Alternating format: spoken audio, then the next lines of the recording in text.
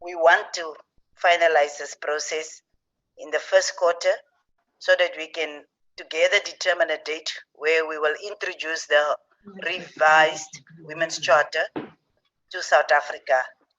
Something that has been done inclusive by involving women across South Africa.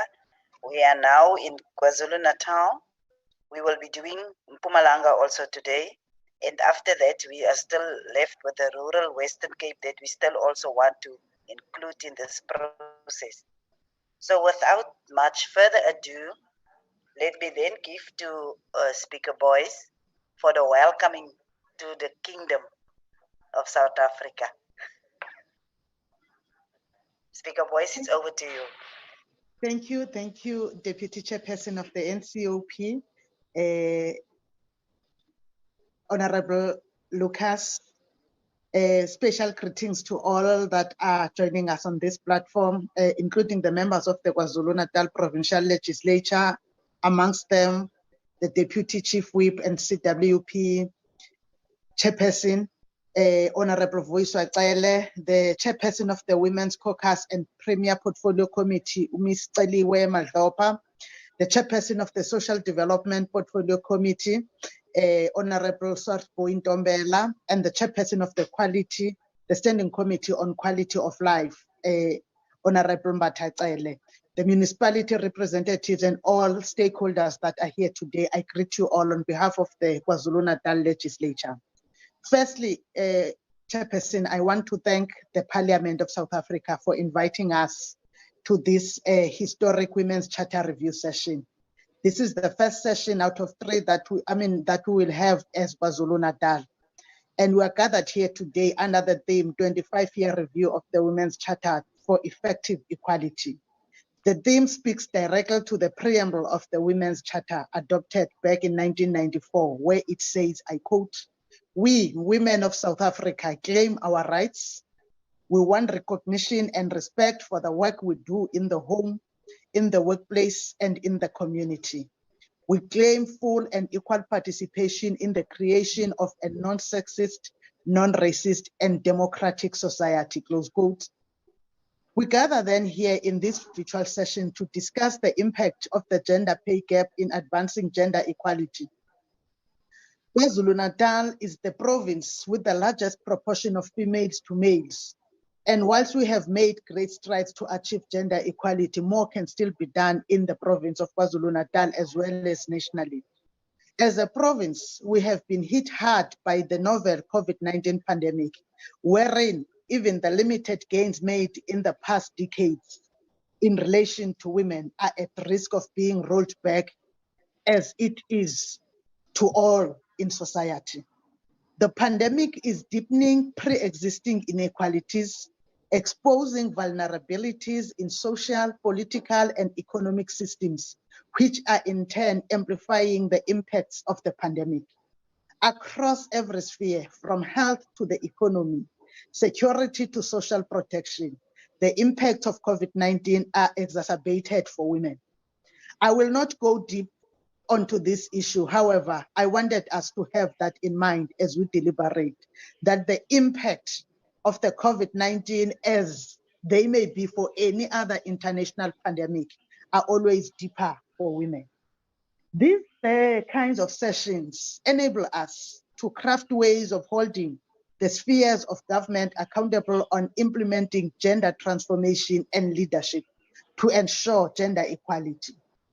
When we speak of effective equality, we must ensure that government programs for gender wage equality have clear indicators and baseline data for us to see progress made. We must acknowledge that we have progressed in a number of areas to improve the position of women in society. This includes political representation, education, and health, where milestones have been made. However, we are still struggling, especially in areas of the economy. We must aim to champion economic justice for women. In this regard, the issue of women's empowerment should be central in our policies, in regulatory reforms, also in programmatic interventions. Just as recent as 2020, statistics confirmed that there was a gap in remuneration between men and women. Statistics also shown that education played an important role in the emancipation of women, and there is evidence that women with tertiary education are moving up the structures and catching up with males. Women emancipation is a very important aspect, therefore, of the road to gender wage equality.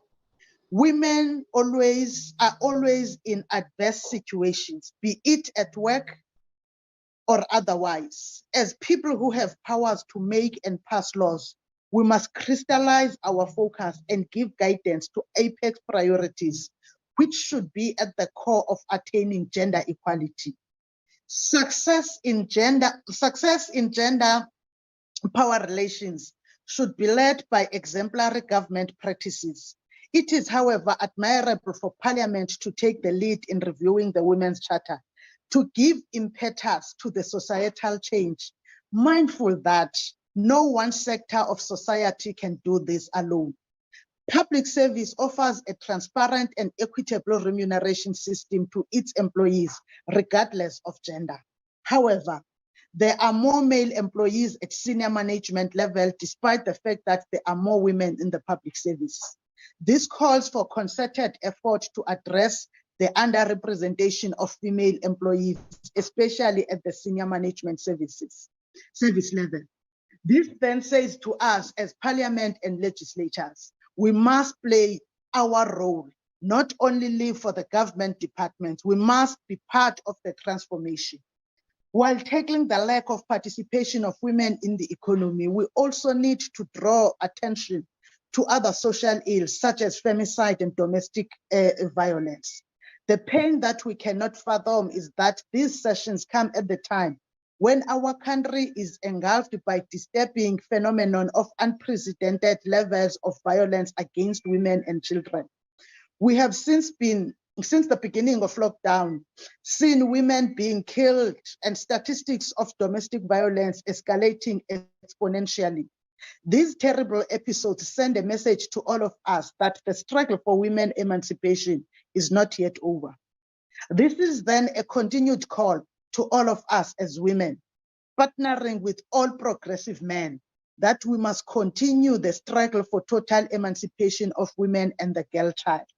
Program Director, before I conclude, allow me to talk about the Commonwealth Women Parliamentarian structure, which we are party to as South Africa Parliament and the KZN legislature, referred to as CWP.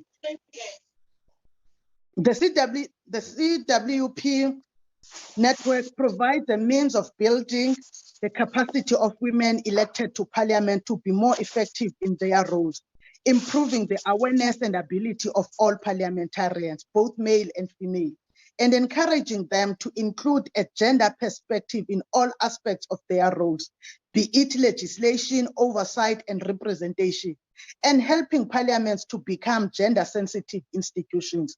We are gathered here to look at effective equality, primarily zooming to the impact of the gender pay gap in advancing gender equality. Interestingly and notable, the CWP in its advocacy for equality expresses that I quote, CWP will work to promote the representation of women in CPA branches and strive to ensure women's full and equal participation in political and parliamentary leaderships at all levels of decision making. Close quotes. I am seeing linkages, therefore, Program Director, in what we're doing here today and what the CWP structures is endeavoring to achieve in all branches and countries that are members to the Commonwealth Parliamentary Association. CWP prioritized economic empowerment of women from 2020 to 2022, and it specifically indicates that CPA branches should endeavor to eliminate gender pay discrimination and ensure financial policy inclusivity, ensure gender-sensitive budgets, and enhance access to enabling technology and increased usage of women. This talks directly to what we are gathered here to deliberate on today, as we have been entrusted with the responsibility to review the Women's Charter. CWP also ensured that CPA branches look at the most difficult, somehow purposefully neglected or avoided space in the society for women, and that is the equal access to natural resources. While looking at this, CWP highlighted access to education, sexual and reproductive health rights, and rights to health and nutrition without fear. As KZN CWP chapter, we responded and ensured that, amongst other things, the access and rights to ownership of land is prioritized for women as part of gender equality. The last aspect that CWP is focusing on, that I would like us to ensure we do not leave out in our deliberation, is the elimination of gender-based violence in all its forms and harmful practices. I have already spoken about these and how they worsened during the COVID-19 lockdown pandemic. As women in South Africa and the world, we faced and continue to experience the double pandemic, COVID-19 and gender-based violence. I am happy to indicate that as KwaZulu-Natal, when reviewing the CWP strategies, we made submissions calling for advocacy for policy or legislation on gender-based violence and stopping violence against LGBTQI. In KZN, in 2019, we held consultative sessions with sex workers and the LGBTQI communities during the 16 days of activism. This year, 2021, we have elevated this into parts of annual engagement, and we will hold symposiums to that effect. We are forming partnerships with structures representing the LGBTQI communities and sex workers towards ensuring effective equality of everyone in society, regardless of their gender or sexual orientation, age, race, employment, and status. The KZN Legislature Women's Caucus has also started to work towards the finalization of equipping its own female members in the legislature with skills of ensuring that when we go to budget sessions, we do not only look in budget, but we also look in budget through a gender focal lens. This is led by the chairperson of the Women's Caucus together with the steering committee. It is also aimed at ensuring that our mark as KwaZulu-Natal legislature is also influenced by what women need and what women are faced with in the communities. As I conclude, Program Director, we must be aware that for women's rights to truly triumph, we need to have a society that advocates and believes in legitimate gender equity. We need to be part of communities that respect the significance of solid family structures and values in building a more tolerant and developmental society.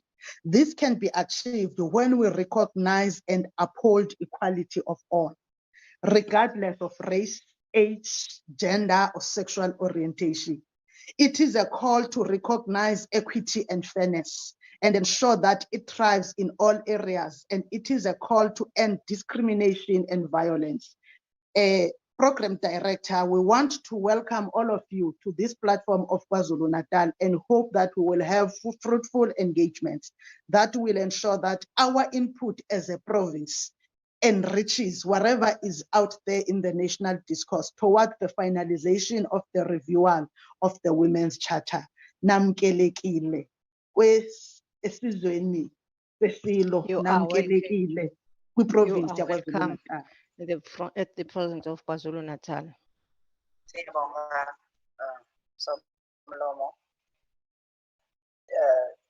We will continue with our program, and I just want to contextualize what we are doing in addition to what has been said by our speaker. And let me just do the necessary protocols by acknowledging our speaker, the members of the KwaZulu-Natal legislature, our stakeholders in the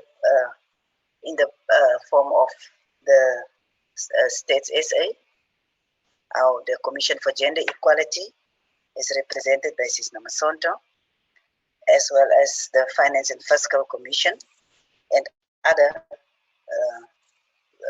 interested parties, our mayors and councillors of the respective districts. We know KwaZulu-Natal is very rural, but we really appreciate the fact that all our mayors could be able to log on, as well as our councillors. Ladies and gentlemen, I think I need to remind all of us that when we are meeting here, it's merely hours after the President of the Republic delivered his all-important State of the Nation address, where he reminded us that South Africa as a nation have risen time and time again from the depth of darkness to herald a new day. And when he reminded us that the year ahead must be a year of change, of progress, and of rebirth. And also the fact that the President focused on issues that we have been raising throughout our sectors of the inequality of women, and also the challenges that women in business are experiencing with regards to access to state procurement. And he highlighted that the policy have been adopted wherein 40% of public procurement should go to women-owned businesses, and that over the next 3 years, the government will allocate approximately 12 billion rand to implement the various components of the National Strategic Plan on gender-based violence and femicide. It was also really exciting to hear that private sector have contributed 128 million to the National Strategic Plan on gender-based violence and femicide. We are meeting in a province that produced stalwarts like Fatima Mir, who established literary classes for adults in a father's garage. One of the keynote speakers at a mass meeting held to protest against the government's proposed Group Areas Act. We are meeting in the province of Dorothy Nyembe, who led the Natal contingent of women to the union buildings in Pretoria to protest against the introduction of passes for women, and who was also active in the potato boycott of 1959. Don't forget that this year we are commemorating Charlotte Matlake, and she was one of the leaders of the potato boycott, in which Dorothy Nyembe was also a participant. As we embark on this journey of reviewing the Charter, May we never forget the role these women played in forging a way for us to have a better life, and equally so, may we never betray their legacy. Honorable delegates, the struggle in South Africa for gender equality has been embodied in two charters produced in 1954 and 1994. Both articulate a vision for a democratic society and give content and context to the idea of gender equality as it may be achieved in the specific context of a post-colonial, post-apartheid future. With both the charters serving as the backdrop to the development of a comprehensive policy and legislative regime, women have continued to make remarkable strides through the advancement and adoption of a broad continuum of policy, legislative and systemic advances to review processes. The review processes that Parliament is embarking upon is also providing us with an opportunity to assess the efficacy of structural arrangements in place, particularly as they pertain to the national gender machinery, gender budgeting processes, and related matters. As one of the strategic outcomes, the review process will include recommendations which will form the basis for undertaking law reform processes while ensuring that the institutional and systemic weaknesses that make it difficult to implement gender policies are eradicated. Ladies and gentlemen, we are meeting after we have conducted several review sessions in most provinces. In most of our sessions, South African women identified poor or limited coordinating of government interventions and non-enforcement of legislation passed by government as a serious travesty to the gender, which the attainment of a democratic society can only have full and deeper meaning if it is accompanied by significant progress in the struggle for the emancipation of women. Today we are here to afford you the opportunity to be your own liberators, to take the baton forward which is laid by our forebears. We are here to listen to you and afford you the opportunity to shape the outcome of this process and to accelerate the gender transformation processes. I am actually, Speaker Boy, is very excited to hear that the Commonwealth Women's Parliamentary grouping is working very hard on the same objectives that we are putting through this review process. And we really hope, and that is something that we have raised at another platform, that even the South African development community can come to a point where we will speak from the same breath, because already when President Ramaphosa was a chairperson of the African Union, the women's agenda, the women's issues was very high on the agenda. So we hope that with the Commonwealth, with the African Union, as well as the South African development community, we can have one view as to the equality and the emancipation and total emancipation of women. With that said and done, we will now go over to the to our stakeholders, to those that are assisting us in making sure that this program become a success, because we have been depending on them to make sure that we understand the general landscape, that we understand the issues that are informing our program. And we want to welcome once again all of them back and thank them for the fact that they are committed to this program. And with that, we will then give over to the Office of the Statistician General. It used to be Neil Roux, it will possibly still be him, and we will give over to him. Welcome to you, Neil, in presenting the KZN picture from the view of States SA. Thank you. Good morning, ma'am, and good morning, colleagues. Thank you very much for the opportunity to do this presentation today. You are quite correct. It does seem to me as if we will be rotating in future, but for now and also this afternoon, it seems to be me.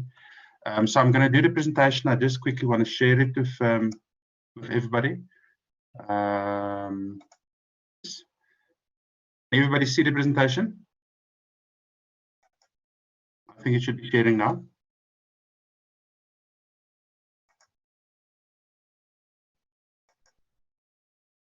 Yeah.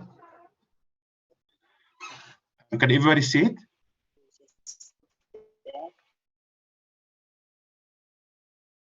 I guess that is a yes.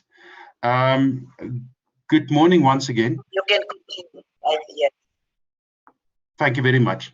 Good morning once again. I'm going to do a presentation today from Statistics South Africa on particularly the four districts in KwaZulu-Natal, Umkhanyakude, Umzinati, Tukela, and Zululand. But also provide a bit of overview in terms of where we stand as South Africa and also individual province of KwaZulu-Natal, just to contextualize things. The best place to always start when we deal with statistics of this nature is the South African population. In mid-year, that is the 1st of July 2020, that's last year, the population of South Africa was estimated at just below 60 million people, 59.62 million people. Now, this population was distributed unequally across the country, with the largest share of the population located in Gauteng at about 26%. And then about 20% of the population was in KwaZulu-Natal. That's about 11.53 million. As you can see, if you go down those scales, you'll see that the smallest province, Northern Cape, only had a population of 1.3 million, which comprised about 2% of the total population. Now, if you look at KwaZulu-Natal itself, one can see, looking at the districts, this graph shows the percentage contribution of each district to the total population of KwaZulu-Natal. One can see that the four districts that we are dealing with here comprise together only about 20% of the total population. Zululand was the largest with about 7.6%, and then the smallest one is Umzinati.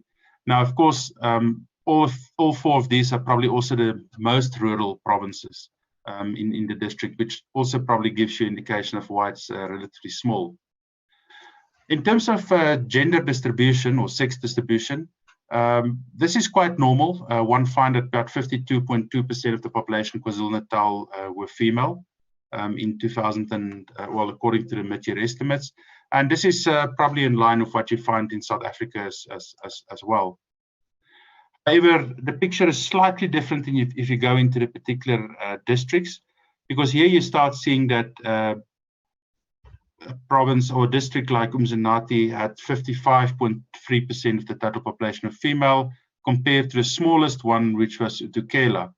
Now, normally, this large differences between males and females are indicative of migration, as particularly male migrants move to cities or other places to go and work there, leaving females behind, normally older females or even their wives, and to look after children and the land and so forth.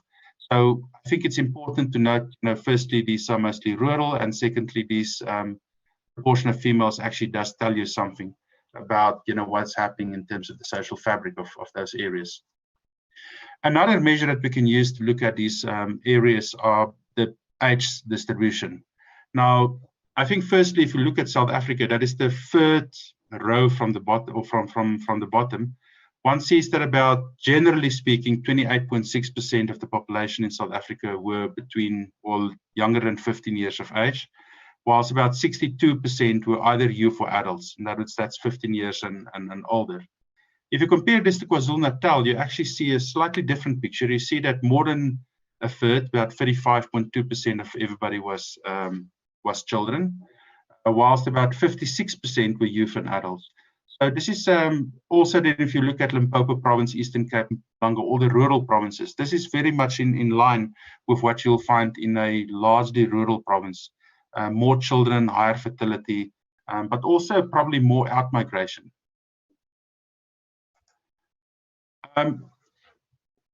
We heard earlier that mention was made about the living conditions and household conditions in areas. This slide is an attempt to speak to that, and particularly in terms of children's living conditions. And one finds here, what it shows is where children live, whether children lived with their mothers, with their fathers, whether they lived with neither of those. In other words, probably with extended family or with other people. And one can find that in South Africa, about 42% of all children at the time of the survey lived with their mothers. About 1/3 lived with both their mothers and fathers, and about 21% lived with neither. However, if you have a look at KwaZulu-Natal, which is the second row from the bottom, one finds that almost 50% of all children lived with only their mother. In other words, the father wasn't there, compared to about 25% that didn't live with either. So only about 20% of children lived with both their mothers and fathers.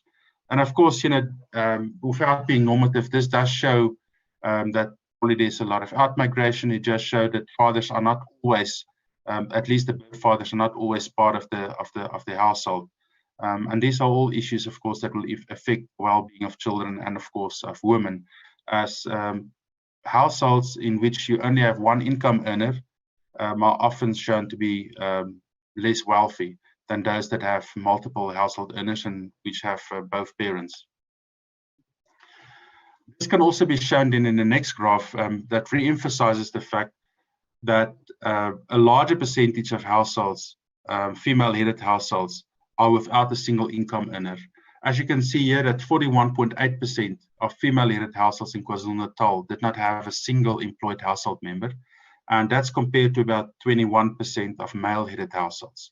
So again, male-headed households much more likely to have an income earner or more income earners than female-headed households. If you compare that to South Africa, that's very, very similar percentage to what you find in South Africa. And of course, the worst you'll probably find if you start looking at places like in Eastern Cape.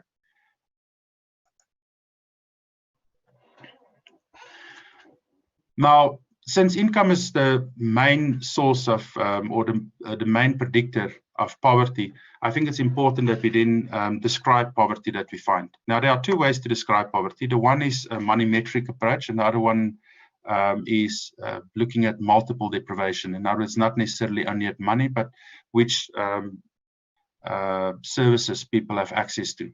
Now, firstly, talking about a money metric approach, we see that about 52% of the KwaZulu-Natal population as a whole was considered poor based on the lower bound poverty line. The lower bound poverty line is this middle one here, where households are considered poor if the income is less than 840 rands per person per month. And this money will often have to be used very, very carefully to make up or to make decision between buying food and other important non-food items like electricity and clothing and various other things, transport and so forth. Next slide actually shows how this compared to South Africa. As you can see, KwaZulu-Natal is significantly poorer than South Africa as a whole. In South Africa, the percentage of poor were established at about 40%, whilst in KwaZulu-Natal it stands, like I said, 52.4%. If you go to the food poverty line, which is it's even a smaller amount per month, I think it's 585 rands per month, one see that the population is about 34.3%, and of course the population for if you lose the upper poverty line is even higher at 68.1%. So it doesn't matter which measure you look at, KwaZulu-Natal seems to be much poorer and has a higher population of poor people than the country as a whole. The second measure we spoke about is the multidimensional poverty indicators, which takes, like the slide says, a more holistic view. Instead of just looking at income, it looks like it's things like health, education, in other words, the highest level of education, whether people can access health education, living standards, in other words, whether they've got access to electricity for lighting, heating, cooking, water, of sanitation they've got access to, and also the main one is whether people are employed or not, as measured through the unemployment rate. Now, this is used to create what we call a multidimensional poverty index, and we've created about 3 over the last 15, 20 years. The first one started in 2001, and the last one as recently as 2016 using the community survey. And as you can see here, KwaZulu-Natal's multidimensional poverty index has always been higher than that for South Africa, starting in 2001 when it was 22.3% compared to 17.9%. And although it's declined consistently over those period of time, it is still, by 2016, it was still 7% higher than South Africa, which again would make sense in a lot of respects in terms of higher unemployment, and also the fact that it's a rural area with less access to services, which we'll establish in just 1 minute. Now, comparing the various districts that we spoke about, one can see that Umkayekude is the highest, has got a highest score here at 15.71. This compares to 7.7% for the province as a whole. So you can see that's almost double what you find. And then Utukela is 10.11%, which is still higher than the average for KwaZulu-Natal as a whole. These are just the drivers to just show that unemployment is a very heavy weighted in all of this. I think the other important thing here is also we're talking about a source of income. Now, we've established in KwaZulu-Natal, we've established that about 52% of households indicated that salaries or wages were their main source of income. What is noticeable, though, is that about 35% of households in KwaZulu-Natal either got remittances or grants as a main source of income, while 11% received other sources of income, which are mostly other source of income mostly refers to businesses and farm activities and so forth. So KwaZulu-Natal, I think, you know, the worrying thing here is to see that about 23% of all households were dependent on grants as their main source of income. This does not refer to the only source of income, only the main source of income, which basically then shows that many of these households doesn't have employed household members. Our service delivery, and this of course now deals with the multidimensional poverty index, we can see one positive development is that according to the GHS 2019, which is the most recent one, KwaZulu-Natal has moved, in terms of access to electricity, has moved just above the national average of 85%, by moving to 86.7% in 2019. As you can see, there's been a consistent improvement since 2002 when we started measuring the series till 2019. Access to improved sanitation. Now, improved sanitation really means access to flush toilets or to pit toilets with ventilation pipes. And as we can see here in South Africa as a whole, there's been a general increase over time. And even in KwaZulu-Natal, although it still lacks, although KwaZulu-Natal access to improved sanitation still lacks the national average for South Africa, it has moved to just below that at about 81%, compared to about 82% for South Africa as a whole. The reason for this lack can really be seen if you start looking at the various districts themselves. As you can see in the Umkayekude, only 30%, less than 1/3 of households actually had access to a flush toilet or a chemical toilet, which was used here as the guideline. And then the same in Umzinati. And then, of course, if you look at Zululand and Inequality, it's slightly higher, about 44 and 46%. Access to water. This is a main source of drinking water via pipe connection, any kind of pipe connection. Find that it's lowest in Umkayekude, but highest about 75% in Utukela. Electricity, households that have got access to mains electricity, you can see that this is relatively high, but again, it's much lower at only 54% odd in Umkayekude. Maybe focusing a bit more on women, one see again that females are excluded to a high extent from opportunities in the general population, and that as we've seen earlier in terms of household access to working employment, that female-headed households were much worse off than male-headed households. Now, generally speaking, this refers, or this particular slide refers to how people are participating in agriculture. Now, we find that in general in South Africa, only 13.8% of households were involved in any kind of agriculture. Now, the percentage in KwaZulu-Natal is slightly higher than the average at about 18.6%. It still lacks other rural provinces like Eastern Cape and Limpopo, meaning that agriculture has only reached less than about 1/5 of all households in KwaZulu-Natal. I think important here to note, though, is that even this percentage of 18.6% does not necessarily mean that people are actively engaged in any large-scale agriculture. This percentage can refer to people who have a few fruit trees, or it can refer to people who keep a few cattle for any reason at all. This doesn't necessarily mean that people are farming at any big scale. And this, of course, is an opportunity that needs to be engaged much more going forward.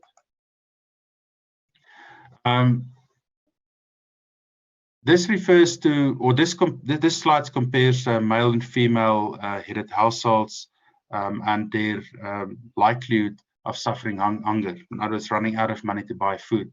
And as you can see, for KwaZulu-Natal as a whole, female-headed households were more likely than male-headed households to run out of food, to run out of money to buy food, at about 26% compared to 21%. And this is the very bottom row that you find here, the bottom bars here. If you compare the various districts to each other, one can see that this is the case in every single one of those districts. However, in a place like uThukela, about 39.4% of female-headed households would run out of money to buy food, compared to about 36.7% of male-headed households. So generally better than households in KwaZulu-Natal as a whole. So this is indeed also a very problematic finding. Households that reported hunger, I think again one can find in South Africa female-headed households were more likely to report hunger than male-headed households. And in KwaZulu-Natal, which is the second last bar, what is the two bars on the right-hand side, just next to the Western Cape, one can find exactly the same finding, although it's 15.6% for female-headed households. So it's still higher than the average for South Africa. One of the reasons to explain is, of course, unemployment, but the other one also looking at people who are employed, looking at the gender pay gap. Now, according to the Quarterly Labour Force Survey of 2018, and this is for South Africa as a whole, women's median monthly earnings were only about 76%, and now it's 3/4 of the men's median monthly earnings. You can see here, as it increased from 2013 to 2018, it's increased only slightly from about 71% to 76%.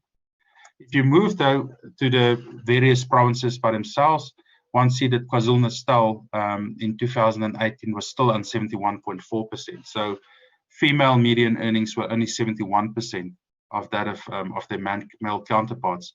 Now, just to contextualize this in terms of other provinces, one can see, and this is the top bar, that 86.9%, or in the Western Cape, female earnings made up about 86.9% of male earnings. And then the bottom one was Limpopo, where female earnings only made up about 2/3 of their male counterparts. Now, these are the last set of slides which deal with experiences of violence. And one can find here that 1 in 5 of females have experienced some kind of physical violence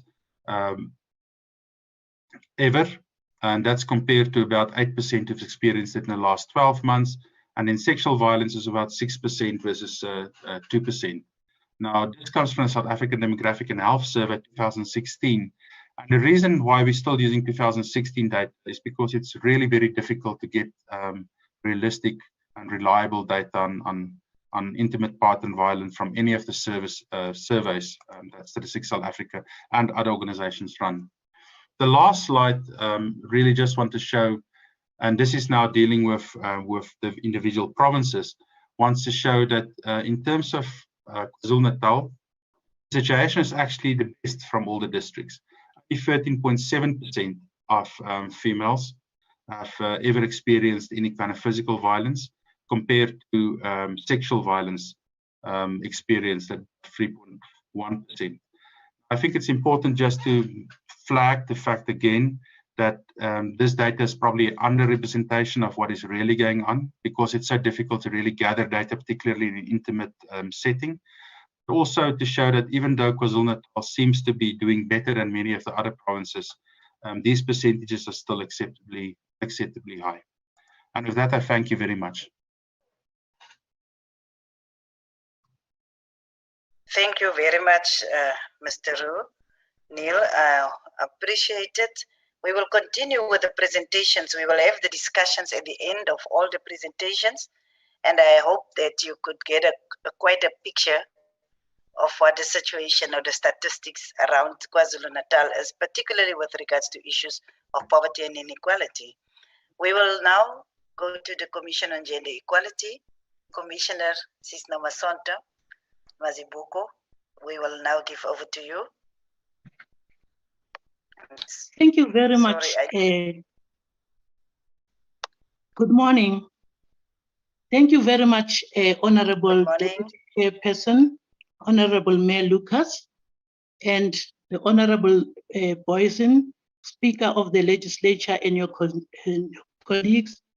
Allow Chairperson to introduce my KZN team, which is part of this proceedings tomorrow, and allow me to acknowledge and introduce our Chairperson of the Gender Commission, Ms. Tamara Matebula.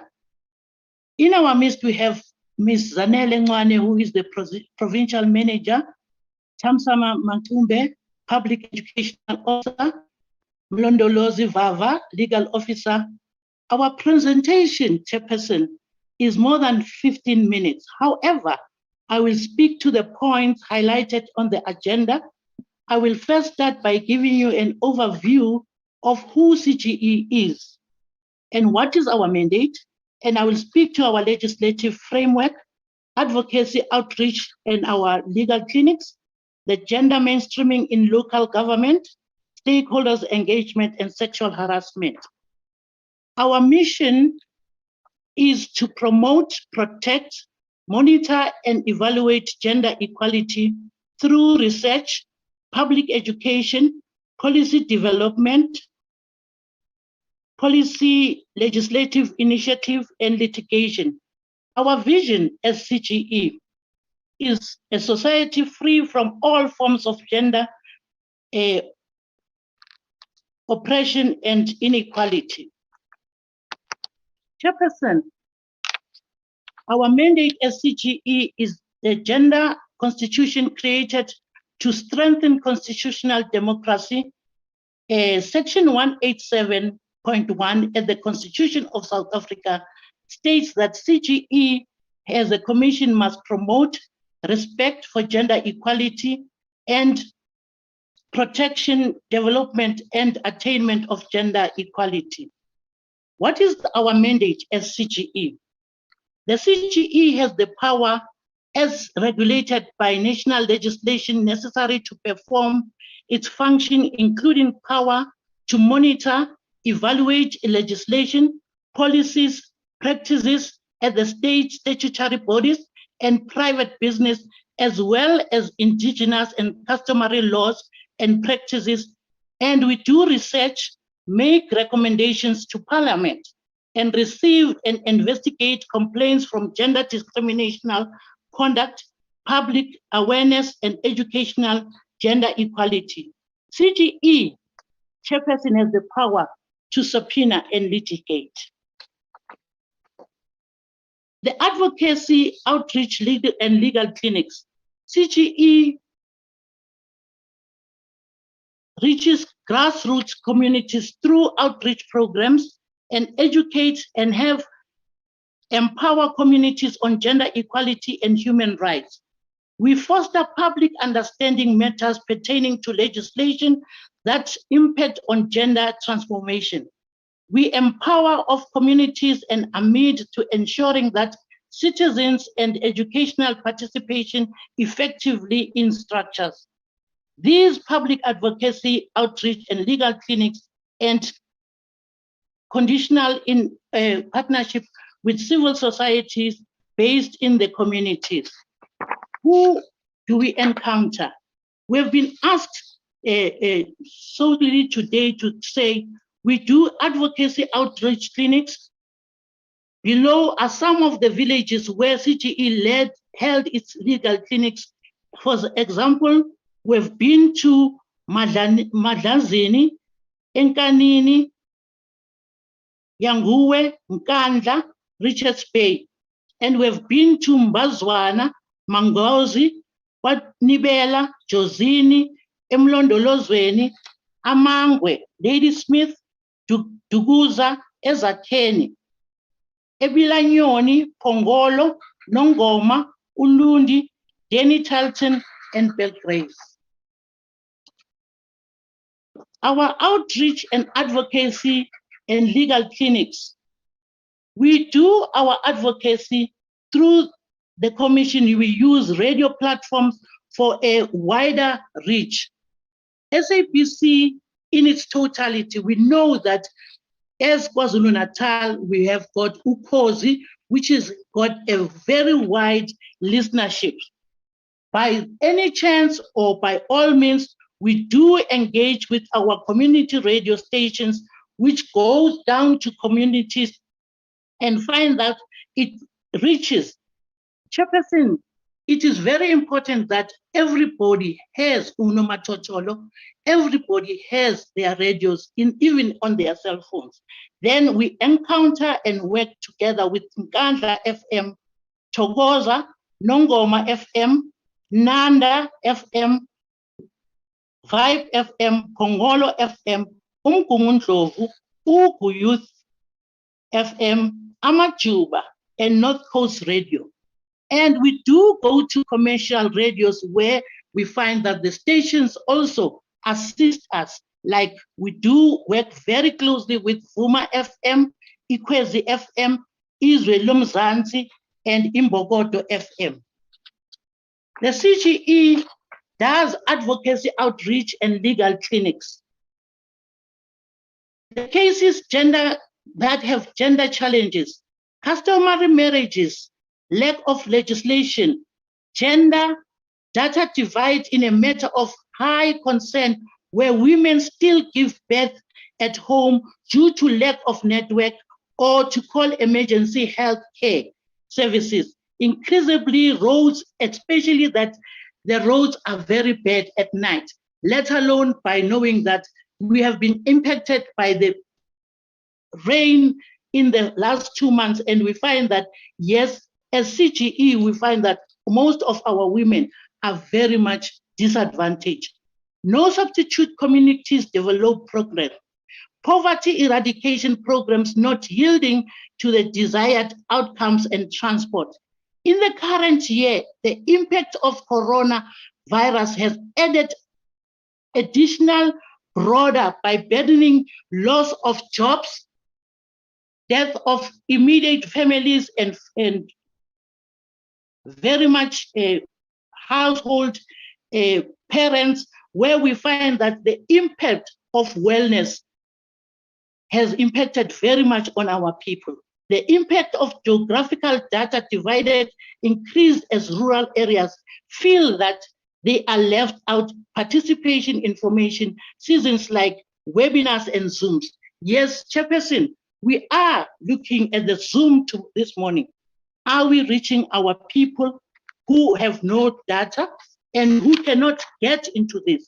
But as I would say, thank you to the legislature where most participants that are here today have been provided with that. The Gender Commission mainstreaming in KwaZulu-Natal. As the CGE, we have different approaches in assessing gender transformation pertaining to several stakeholders. CGE is in partnership with SALGA, clusters gender mainstreaming in local government. Furthermore, the CGE is working closer with the legislature to ensure that oversight highlights in the report where we work together, committed and representing the areas in our concern, e.g. quality of life committees. This process started in 2016 with the training of capacity building in gender mainstreaming using suitable goals. This training targeted councillors, municipality officials, including special programs. This is the first phase that the project has been going on.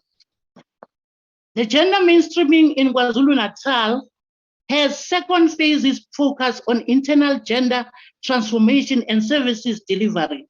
This promotes the use of gender mainstreaming approach in planning, budgeting, implementation of policies and M&Es of service delivery in local government level. Municipalities are always willing to respond to the gender audit tool that is offered from CGE. Once another limitation is issue of resources within CGE itself in terms of personnel to undertake this task. As a result, a small target is reached in a year. The gender mainstreaming local in government. Chairperson, we have been given specifically certain municipalities where CGE has worked through gender mainstreaming capacity building. We've gone to Alfred Duma local municipality, Jozini local municipality, Uchugela district municipality, Umzimkulu local district municipality, Amajuba district municipality, Emandlangeni local district municipality. Gender mainstreaming in local government, Umkanyagute district, Jozini municipality. The CGE conducted gender analysis at Jozini local municipality, the IDP, and presented its findings and recommendations to the municipality management. Further, the CGE trained, engaged with municipality management in mainstreaming frameworks and processes. The CGE is currently assisting municipalities with policies such as sexual harassment policy. The CGE proposes partnership with special programs until designated and implementation of gender equality programs, since the IDP analysis findings reveals that the municipality is silent on gender equality issues. Chairperson, gender mainstreaming in the local government at Uchugela district, Alfred Duma local municipality. The CGE started working with the Uchugela upon images of maidens' bursaries. A training section was conducted with the council to sensitize them on gender sensitivity, planning and budgeting, and to promote gender equality. Awareness sessions was also held with the traditional leadership in the district, partnering with civil society. The CGE conducted a workshop on gender analysis in the municipality to assist them to recognize the importance of gender analysis in development policies such as the IDP. Allow me, Chairperson, not to be as fast, knowing that my fellow persons who are deaf are now, maybe I can be fast for the sign language interpreter. Let me slow down. Gender mainstreaming in local government. We are looking now at Zululand district. Part of the work conducted in Zululand municipality was in partnership with COCTA, the province driver services delivered under Operation Sukuma Sake. Engagements with the war rooms provided a great opportunity to assess the capacity and gender composition in the members of the same committees in the war rooms. One community that was assessed was the sports and recreation. Transpired that program were favoring males. And here we find that we would like a CGE to have sports that also encompasses and equip the girl child.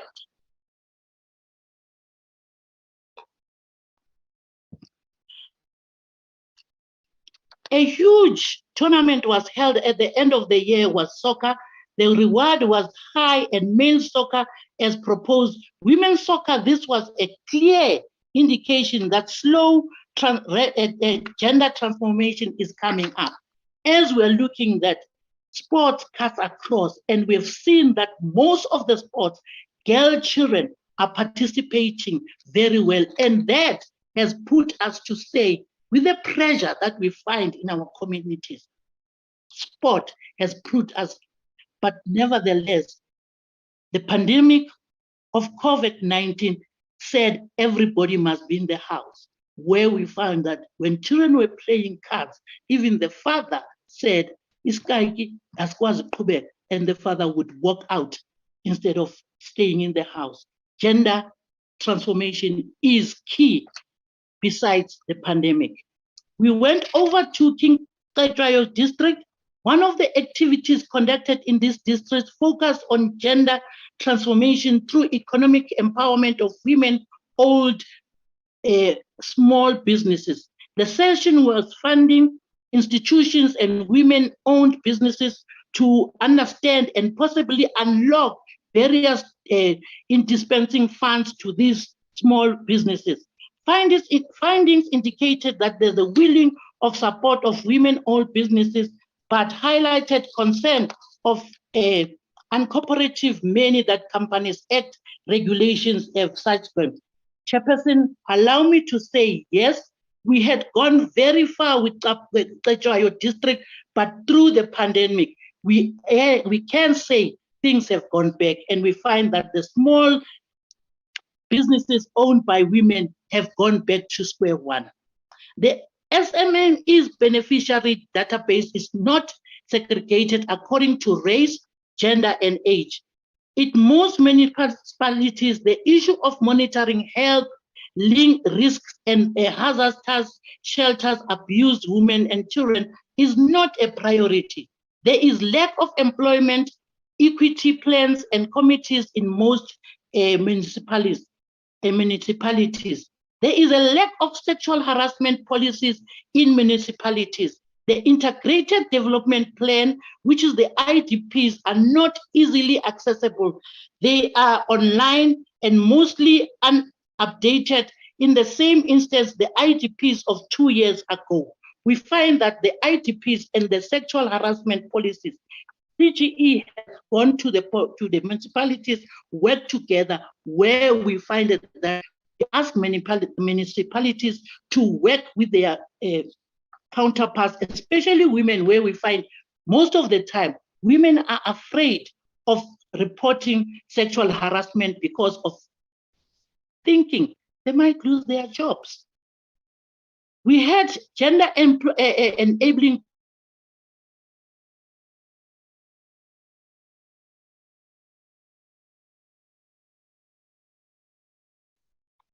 Unmute, please, now, Sis Namasonto. You are muted. We can't hear you. We can't hear you.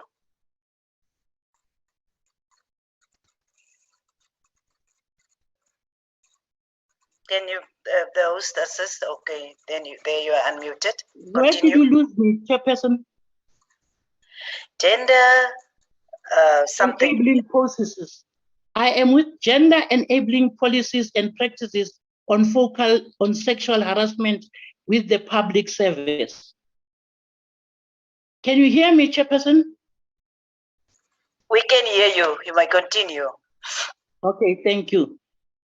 The CGE, in line with the gender transformation processes, and engaged with an institution in public service on sexual harassment policies. The purpose of this was to ensure that departments and related institutions have policies relating to sexual harassment in the workplace. The following government departments were engaged on sexual harassment sensitivity and gender equality: Department of Water and Sanitation, Department of Human Settlement, Department of Agriculture and Rural Development, Department of Cooperative Governance and Traditional Affairs. These departments were assisted by CGE to work on their gender, on their sexual harassment policies, which we find that most of the time they were already outdated. We further observed challenges that were observed relating to sexual harassment, where policies outdated, policies not shared with staff members, or no awareness sessions were done, inadequate HR support, psychological support, a culture of fear. As I've said before, in some departments, HR had no cases of sexual harassment, but in awareness sessions, employees do indicate that they share instances of sexual harassment. target junior staff members, mainly interns, were afraid to report. Poor follow-up on the cases have been reported, complaints being moved from work section, allegations to protect and practice in inconvenience in considerations, and left for unfair workplaces where we find women decided to leave the jobs because they were afraid for victimizations. Provincial and district gender machinery.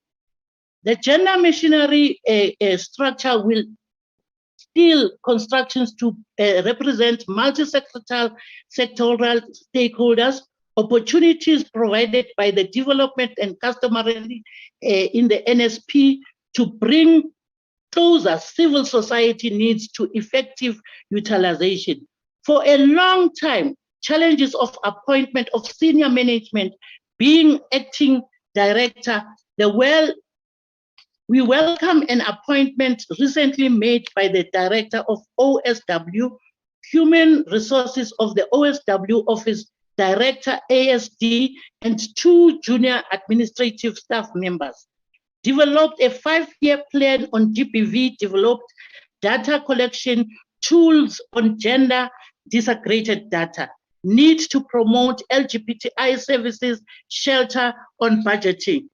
We have seen that there is very few municipalities that have employed people with disabilities, specifically women. We are looking as CGE to monitor and advocate on issues of women with disabilities. The provincial and district gender machinery, positive working relationship with the UNFPA, providing technical support in development provincial plans. 80% of municipalities and government departments have gender focal person though many of them are junior levels, which results in these GFPs not able to make any binding decisions.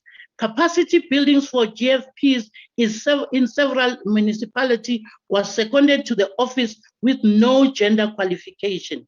Municipalities departments struggle with gender responsive budgeting. Budgets allocated to gender programs first to be cut when there are budgetary cuts. The GSP focus only on gender as a secondary and still a data capturer. In conclusion, Chairperson, province is making some strides in putting in place system to promote gender transformation, evaluations of impact of programs per IGP is not visible. Gender disaggregated data is still a challenge. Gender budgeting is still a challenge.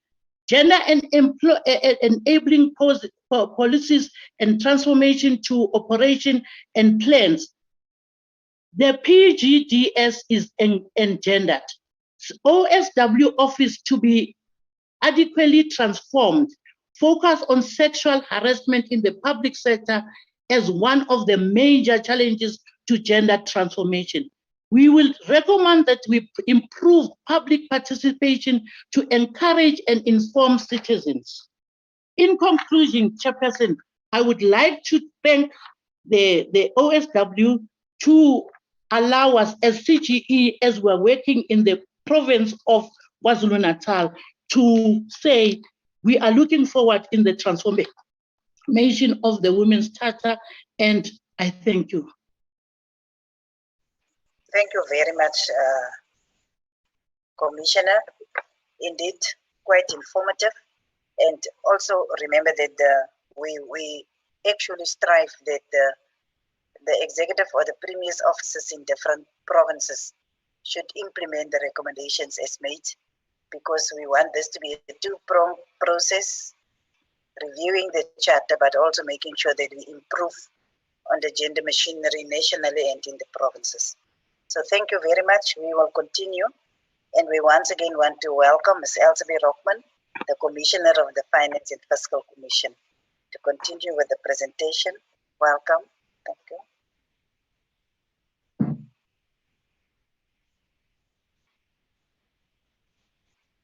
Commissioner Rockman. Unmute. Good morning, Honourable Deputy Chair and Honourable Members. I'm just struggling to start the video. But you may continue, you are audible at the moment. Okay, thank you very much. The role of the Financial and Fiscal Commission is primarily to look at the equitable division of nationally collected revenue amongst the three spheres of government and any other financial and fiscal matters. It includes to look at the legislative provisions or executive decisions that affect either provincial or local government from a financial and a fiscal perspective, to look at the regulations associated with legislation that may amend or extend such legislation. And the Commission acts in terms also of the Financial and Fiscal Commission Act. Now, the district development model follows further on our route to achieve a developmental local government dispensation. And in that dispensation, we focus our efforts to achieve a substantial and real improvement in the quality of life of our communities and to meet the social, economic and material needs of those communities. Now, budgets and IDPs traditionally go hand in hand. You cannot have the one without the other. And the FFC has looked at gender-based research with IDPs and budgets at local government level. And Nomondi's presentation will be looking at that as well. But we seem to have lost largely the momentum that was there in the early years of the transition to democracy on the agenda focus towards budgeting and mainstreaming budgeting. And I think our efforts, both with Commission on Gender Equality, is working on aspects of that. The FFC is conducting research, is developing a research paper for our next submission, specifically looking at gender-based budgeting.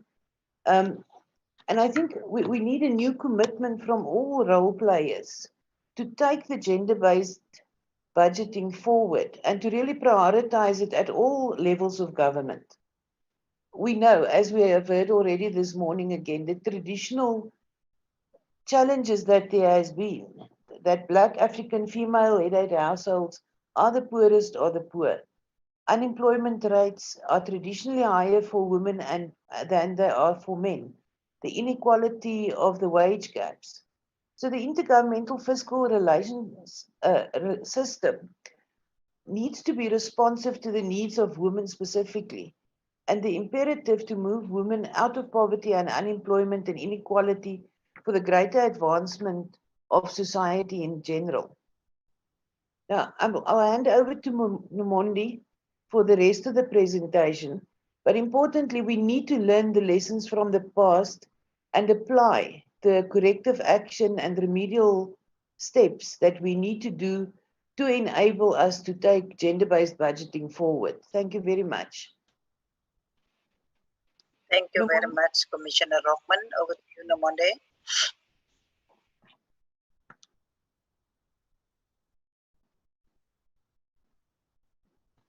Nomonde, you may continue with the presentation and welcome. Once again also. Thank you, Chairperson. Can you hear me?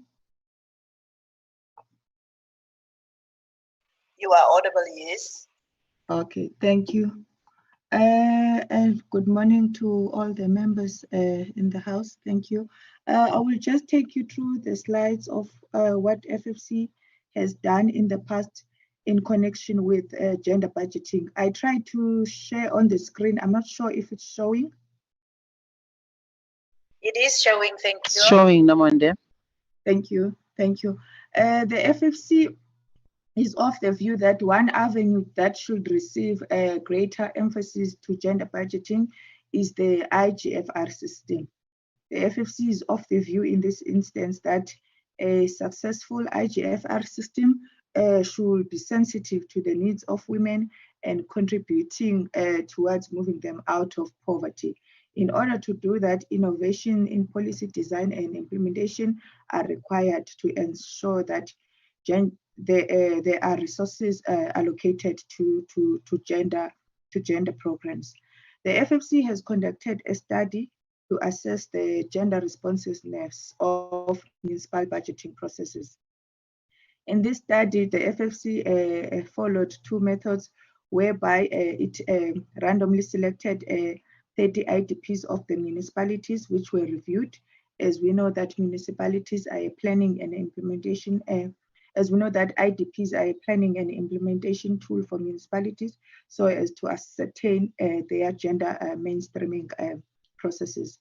Also in these instances, case studies were conducted in 4 provinces. Particular focus of the sectors when these reviews were done was to look at local economic development, the water and sanitation programs, the early childhood development, as well as housing infrastructure. We know that these 4 indicators, they indeed assist in alleviating poverty on women, in making sure that they are empowered. The next slide.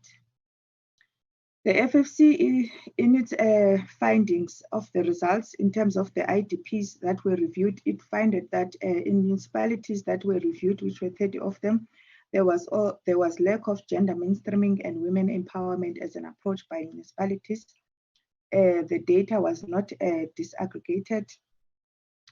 There were also equity issues versus the mainstreaming for gender equality, whereby it was more about equity. While it's important, but it was more the focus that these are the number of women that we have employed in our units or in our departments. There was less on equality in terms of equal conditions and opportunities. And also there was a weak translation of gender equality commitments into fiscal commitments. What do we mean by this? It means that IDPs showed little evidence on the manner in which their IDP planning processes and budget offices have budgeted for gender mainstreaming. Or in terms of the case studies that were done on the provinces, similar findings were found where there is poor translation of national agenda on women empowerment and gender equality into local government programs. The data that is disaggregated has been inadequate, where we found that the data has been disaggregated between male and female. We just found that it's just for population purpose or to show unemployment in that province or in that municipalities. It's not used, that information, although it's available, it's not used to be mainstreamed or to be used on gender programs so that things can be better. Also, gender programs are event driven. If there's a Women's Day, then you will see that there'll be something happening, and then after that, nothing will happen until the following year. Also, there was lack of gender budget training and capacity building for decision makers, that is the people who are supposed to be implementing. They lack the training. Also, there was poor institutionalization of gender responsive budgeting in terms of how the provinces are supposed to go about in terms of mainstreaming gender processes. There was also absence of analysis of the gender impact of existing revenues and expenditures in the provinces. Also, some of the reasons that have been indicated for the limited mainstreaming and gender budgeting at the local level, it was because of absence of an approved gender policy across all municipalities, as well as the mainstreaming strategy at the municipal level. Personnel management, that is those who are supposed to make decisions, and budget officers who are supposed to be tracking expenditure, have limited knowledge on how to go about gender mainstreaming in their units or departments. Gender equality indicators and the collection of gender disaggregated information, as I've indicated earlier, was limited. In terms of the recommendations, as Commissioner Rockman has indicated that FFC make recommendations to Parliament The FFC made some recommendation with regard to gender budgeting, whereby at the national level, the FFC recommended that the national and provincial government should run gender budgeting pilots in few municipalities first and evaluate the results before wider application can be done. These pilots will be linked to ensuring gender disaggregated data for key conditional grant as per the grant framework in the Division of Revenue Act. We know that some of the grants like water, ECD, they are part of the grant framework. So the FFC is of the view that if this approach can be followed, things will improve. The national and provincial government should ensure municipal integrated development plans institutionalize gender planning by sector. As I've indicated, that sectors such as water, LED, they indeed alleviate plight of women in terms of making sure that they are empowered. And these should include data that should be disaggregated so as to be able to target properly. Also, the national and provincial governments should provide guidelines for collecting gender disaggregated data for budgeting processes and ensure that municipalities have the capacity to analyze budget from a gender perspective. In terms of government response, when this recommendation was made, government supported the proposal, which will ensure that the collection and allocation of public resources is effectively carried out and contributes to advancing gender equality and women's empowerment. The government was of the view that it will provide tools as well to assess the different needs and contribution of men, women, boys, and girls within the existing revenues and expenditure allocation, and will call for adjusted budget policies so that every group benefits. The next slide. In terms of the local government, the FFC recommended that local government should institutionalize gender-responsive budgeting processes linked to their IDPs. Also, local government should build capacity for gender mainstreaming and gender-responsive budgeting at local level, as well as ensure gender-responsive appropriation and budget allocations are made, and ensure that gender-sensitive public participation and consultation takes place at a local level.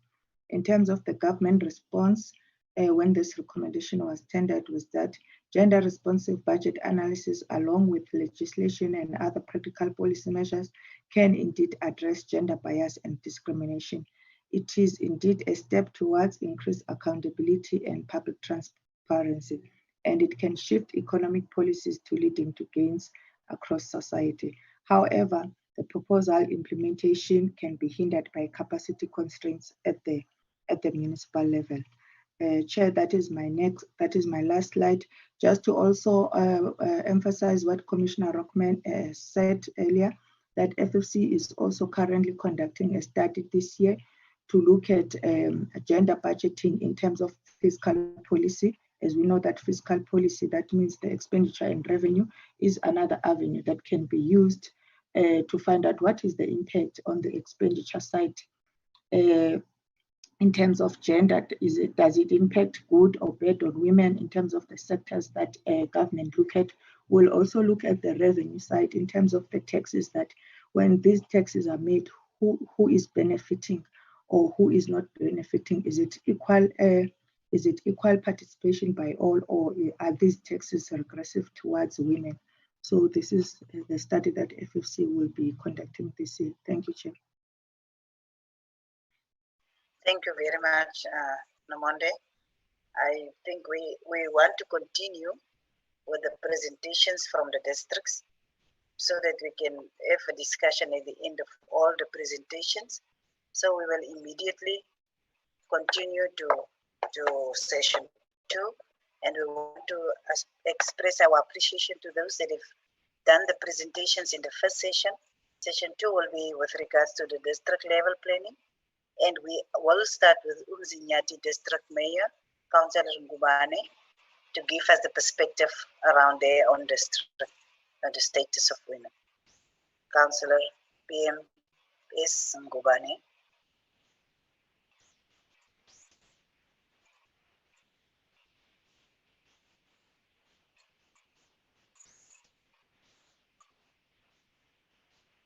Sibulelo? Yes, Deputy Chair, she is online. She is on the platform. Perhaps we should go to the next one while we just contact her office quickly. Okay, then we will go to the next and okay. Yes, my greeting program director. Okay, Councillor Ngubane, continue. And hello? Hello? Yes, you are audible. You may continue. Okay. I think first and foremost, I take this opportunity to greet the Honorable Deputy Chairperson of the NCOP, Ms. Lucas, and also the Honorable Speaker of the Legislature, Ms. Boyce. And I've seen also that the person who will pass a vote of thanks and the way forward will be Honorable Mr. Senoli, who is Deputy Speaker of the National Assembly. May I also acknowledge all the participants and my colleagues from the district municipalities. I think one need, yes, one need to appreciate the fact that our municipalities were identified for this panel and this session for the Women's Charter Review from KwaZulu-Natal. And I've been following all the presentation from the beginning. And I can tell you, I feel grateful for having listened to all the pros and cons of this session and the true reflection which we got even from the presenters. We are at Umzinyati, which I won't waste your time because the time is of essence. And we are also in the middle of all the district municipalities within the province. We thought we were better off when compared to all the municipalities because those municipalities along the N3 and also the N2, and who also enjoy the big cities, the harbor, the airport, and everything, experience more problems. But the reality is that we are not all the same. And we experience also some of the issues that you highlighted the most when I followed here. The topic that you provided me to make contribution on, that is to provide an overview of the district response plan to improve socioeconomic status of women in the district, as you suggested, to me is quite appreciable. I think first and foremost, I must acknowledge that what you said when you compared issues to issues from district municipality to district municipalities, that is a true reflection. I must commend those people who contributed to those discussions. Because we at Umzinyati, in as early as 2002, while the then President Honorable His Excellency Mr. Mbeki was a president, identified Umzinyati as a node because of the poverty and the issues involved in this district. However, we have tried to address some of these issues with the assistance, of course, of all the stakeholders, the relevant departments from national and provincial. However, we are still finding it very difficult to have accomplished all what was identified as the problems in this area. Honorable Chairperson of the session and honorable colleagues and other members of the panel, I must say that as Umzinyati, because we must start where we are and see if we do acknowledge these issues. Within the municipality, we have acknowledged the fact that we must have the gender also empowered. We have a CFO who's a female. We have a deputy CFO who's a female. We have at least almost 10 middle managers who are females. And more to that, when you go to also EPWP, we take it into cognizance that the people that are affected the most, as outlined in the IDP, we have to address them. In the amount that is budgeted for this allocation 2021, we knew that we had 199 women that was employed, but our target is 1,248 women that are envisaged to be appointed. We have also catered for the women who are going for FETs, 434 of them. This is a budget shown of 5.5 million rand, of which also is taking into consideration the issue of the early childhood development, where 54 of them are taken into consideration. Where we also rehabilitation, we have 39 women who are there. Even when it comes to sewing and also training projects, we have 84 of them. We have those who are involved in disaster. We have, as much as I would like to tell you in nitty-gritties, that we have to consider these things as a priority and the issues that are involved. We have also even attended this within municipalities where we have moved to allocated 34 participants, seeing 68 people, voting 108 people, and to many 51 people that are identified, who are mainly women. If I go further to this, according to what is suggested here and the table that is there, within our budget itself, when it comes to women, we know that some of the issues, the amount of 415,000 was earmarked just for women, but it's not the total budget for women. There is more than that, which I can say 366,000, this and that, which is earmarked for the women alone, not taking into consideration the gender and people living with disabilities and all, which we know very well that those people are addressed in that. But Honorable Chairperson, allow me to now come to the real issues that also give us a problem. I saw that we are talking about the issues of electricity, issues of sanitation, and issues of also maybe low-cost housing and what have you. In Umzinyati, Umsinga is the most affected area, which is behind, because that area, you'll see that even the household, which are led by women. In the past, that area was affected by the faction fights, where you find that women would remain as the only people leading their families. And as such, if you take also these other municipalities like Umvoti, Imutu, and then Dumeni, it is still found to be dominant that households are led by the women figures, single parents, people that are there. However, in spite of all those, one need to appreciate the fact that Umzinyati is trying at all to accommodate and assist these women that are there. We have tried to involve them and also to address the issues of the local economic development and tourism. They are found to be part of that mainstream.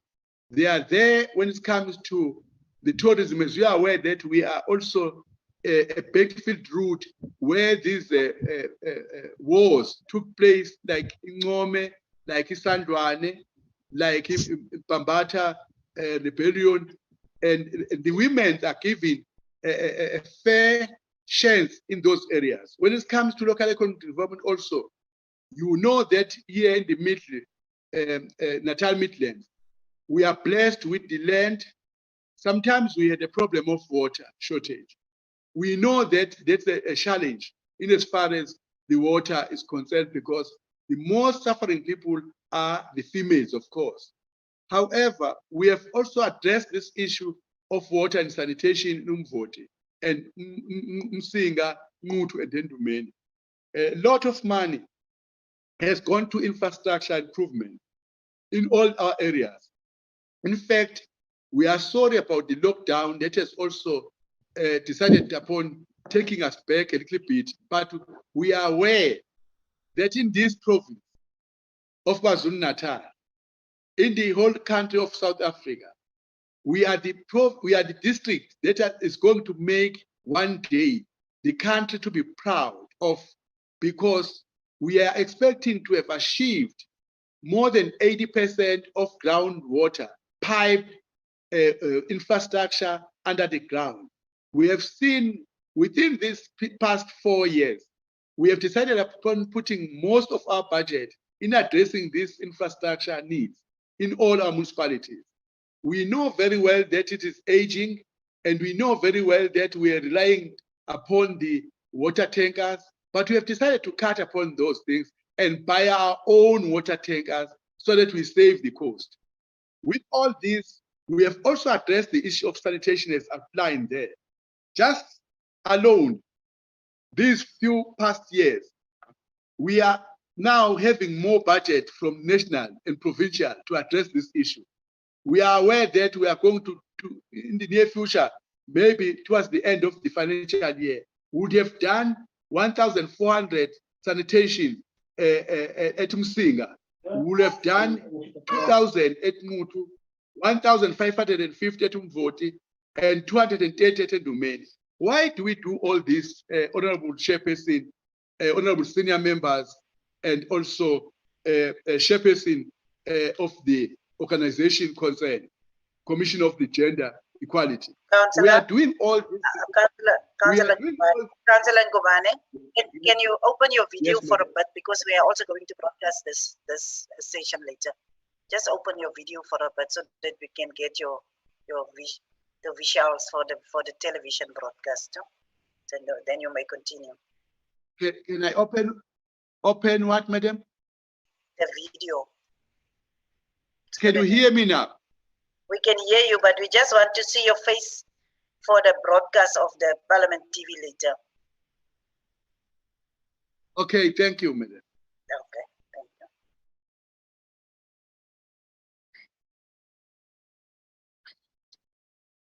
You may continue speaking, just try to open the video. I don't know what is happening here because it doesn't want to. Let's continue. The content is more important. We are sensitive of the fact that we are known as people who don't take care of the women. And we are very sensitive, and it is critical that we also uphold the rule of law and also address the gender issue as given by our constitution and also all the prescript of the law. We are very mindful of the fact that even when it comes to education, every year, Umzinyathi District Municipality do all what it takes to consider all those learners who have done well. But I'm sorry that in the past, we learned that the most successful people were males than females, which I don't know how it came about. Because even from other racial groups within Umzinyathi, we didn't exclude even those who come from the private schools, because we thought it was appropriate that we consider them. When acknowledging these things every year, at the beginning of the year, we assist them, in fact, assist even those schools.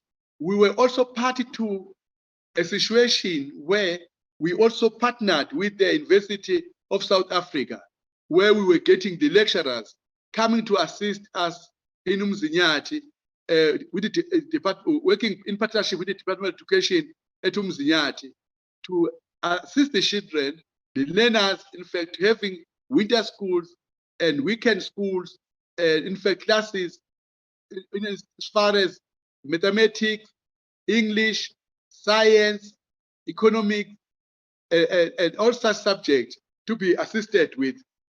Ladies and gentlemen, Honorable Chairperson of the station, and Honorable Speaker of the Legislature, and Honorable Deputy Speaker, Mr. Senoli, our mission is that no matter what, we would have loved to be exemplar. We would have loved to see to it that each and every cent allocated to our municipality through all the grant allocation is seen having addressed the issues of concern and poverty alleviation in our areas. We would have loved to see to it that we don't talk doing a lip service when each year we celebrate the 67 minutes of the first president, Dr. Nelson Mandela. We would have loved to see to it also that we are doing these things practically.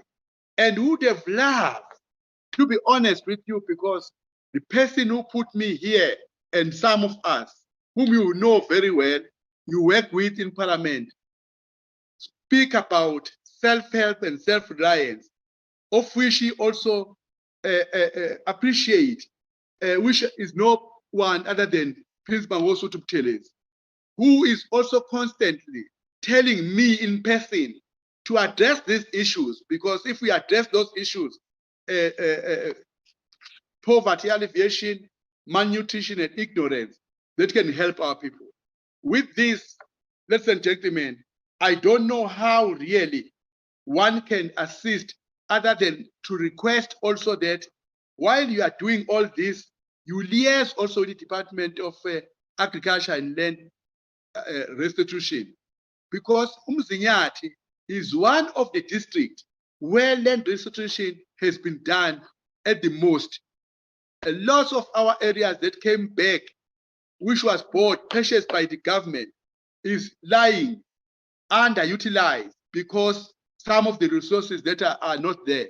But I'm doing all what it takes as a district municipality to work with the district, to work with the government departments, to see to it that we reach out, we address this issue by also providing assistance to those people that were given the land. Because it's not going to be the departments that are going to do that. We also as municipalities, because we also benefit in a way, getting these allocations for all grants that we are getting. We must be seen doing something to empower those people. With these few words, I think, ladies and gentlemen, you will see that we are the worst affected people in terms of the women's poverty, socio-economic status. We are aware that, as I suggested, that the things that are more prone, which also contributed to this, were the faction fights in the past that disseminated all the males, let alone the HIV status. I'm very much happy with all what is happening, working hand in hand with the provincial structure of AIDS Council.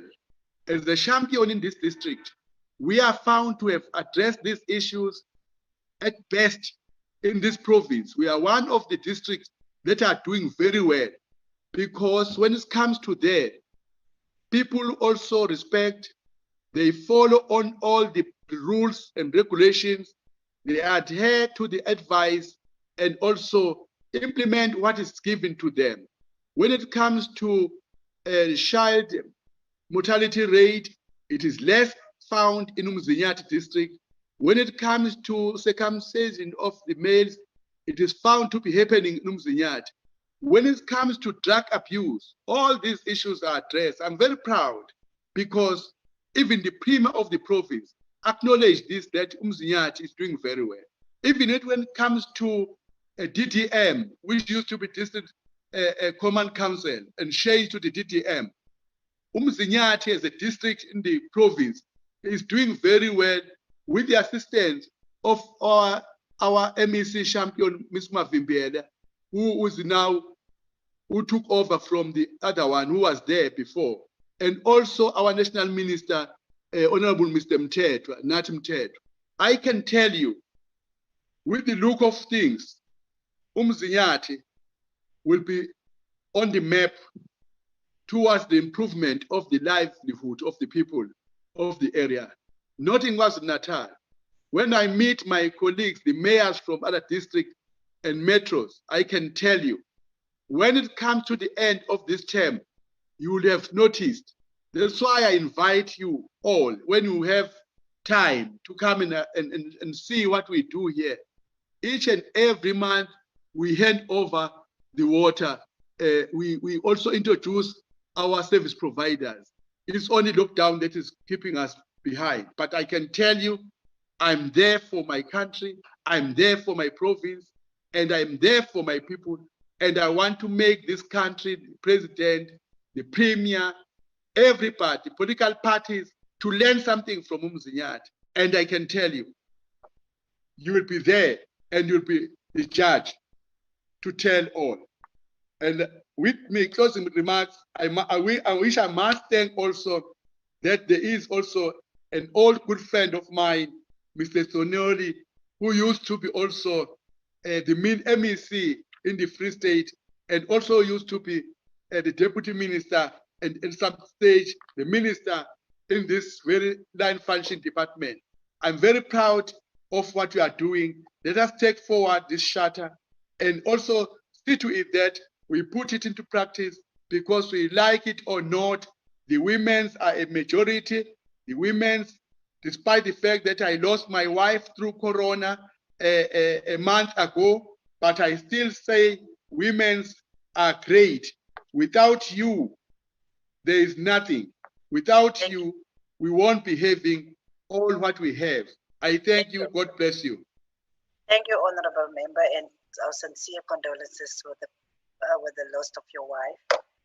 And thank you for being one of those that will be a champion for the struggle of gender equality and women's empowerment. We continue with our program, and we will now call on Councillor Mazibuko of Utikela District Municipality to put the district perspective in front of the gathering. Councillor Mazibuko.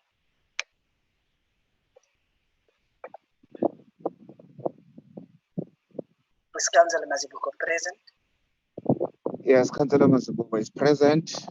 Yes, you may continue. Thank you. Thank you very much, Chairperson, and greetings to yourself and all other members present, and our Honorable Speaker of the province, and my colleagues, mayors, and all members present in this meeting. Chairperson, due to the network, I had to then move to an area where maybe I think I won't be interrupted that much, because I'm in a rural district, hence we are outside trying to address the issues that affect our people on the ground.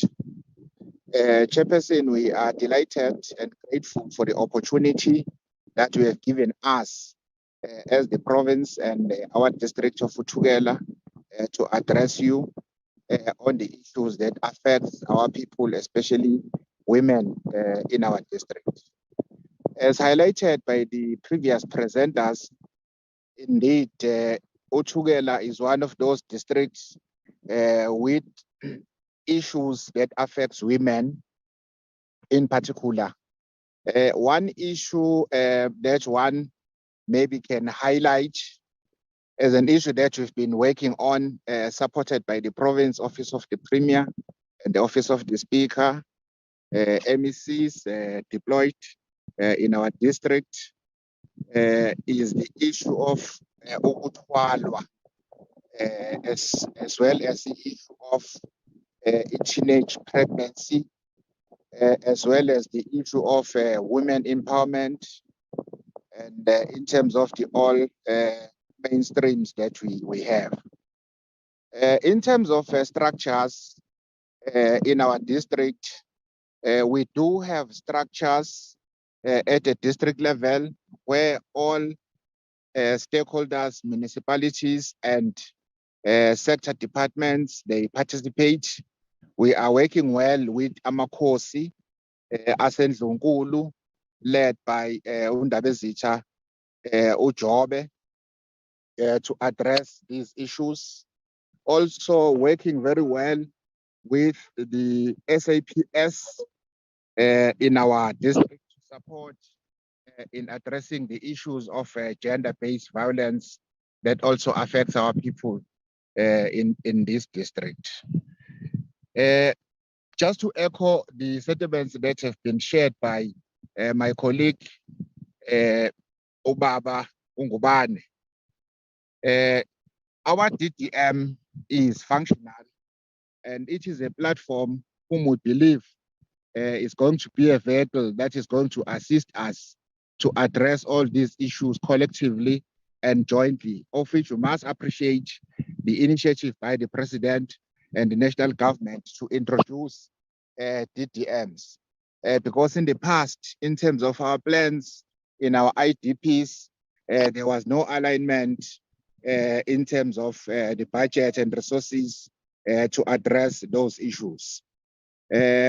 Guided by UCOCTA, currently there is a coordination and workshops where we are being empowered to ensure that we make this DDM be a success in our locals.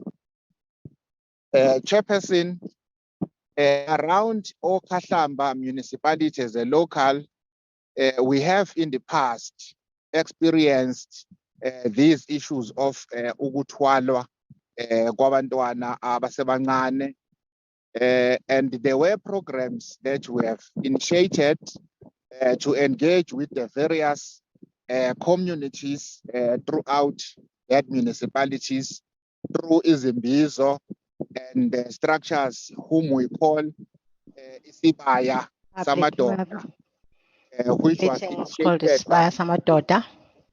Department of Health. And that structure, it assists us because it is.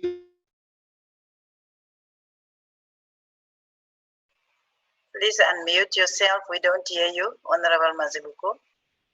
Unmute. Thank you. You may continue. Thank you very much, Chairperson.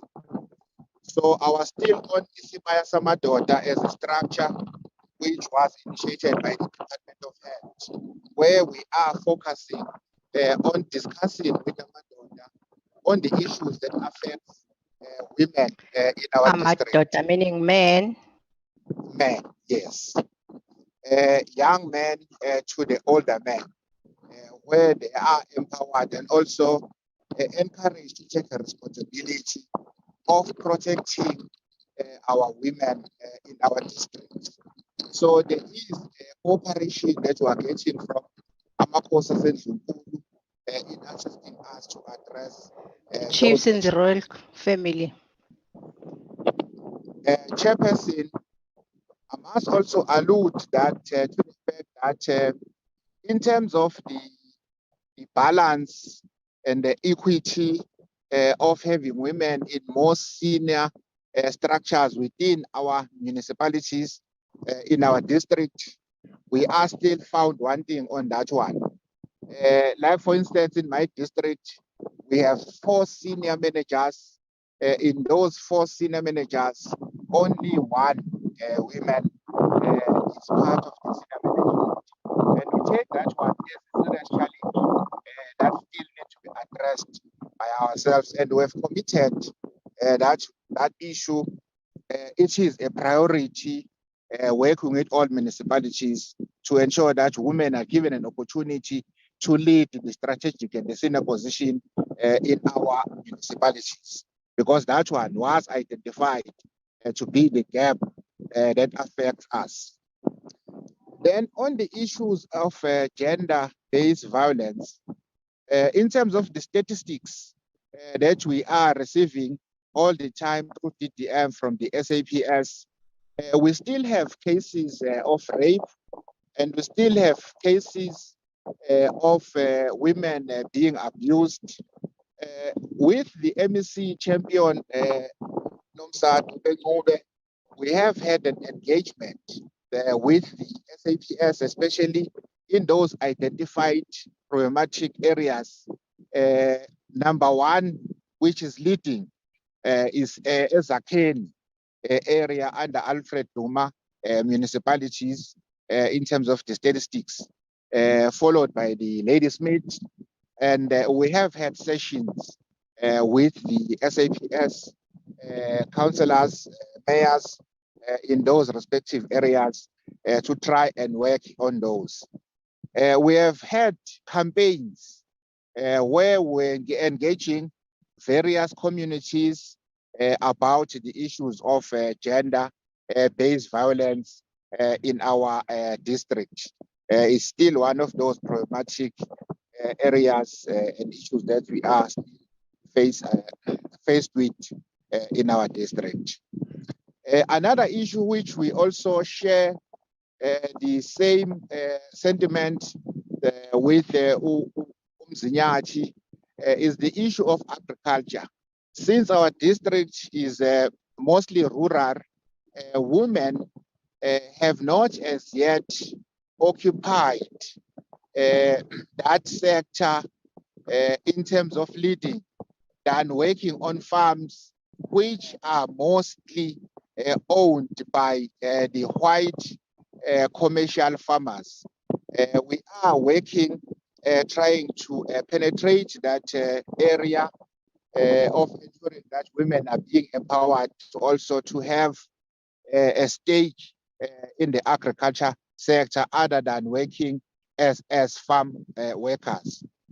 We have a development agency that has been established in our district, of which it is assisting us to identify all small and emerging businesses led by women, youth, to try and prioritize them and to ensure that they get the market as well as the support from ourselves as municipalities and from the province through the research. The market has been identified so that then they will be able to sell their produce in a market where we will say it is then stable, so that then they will be able to also feed their families.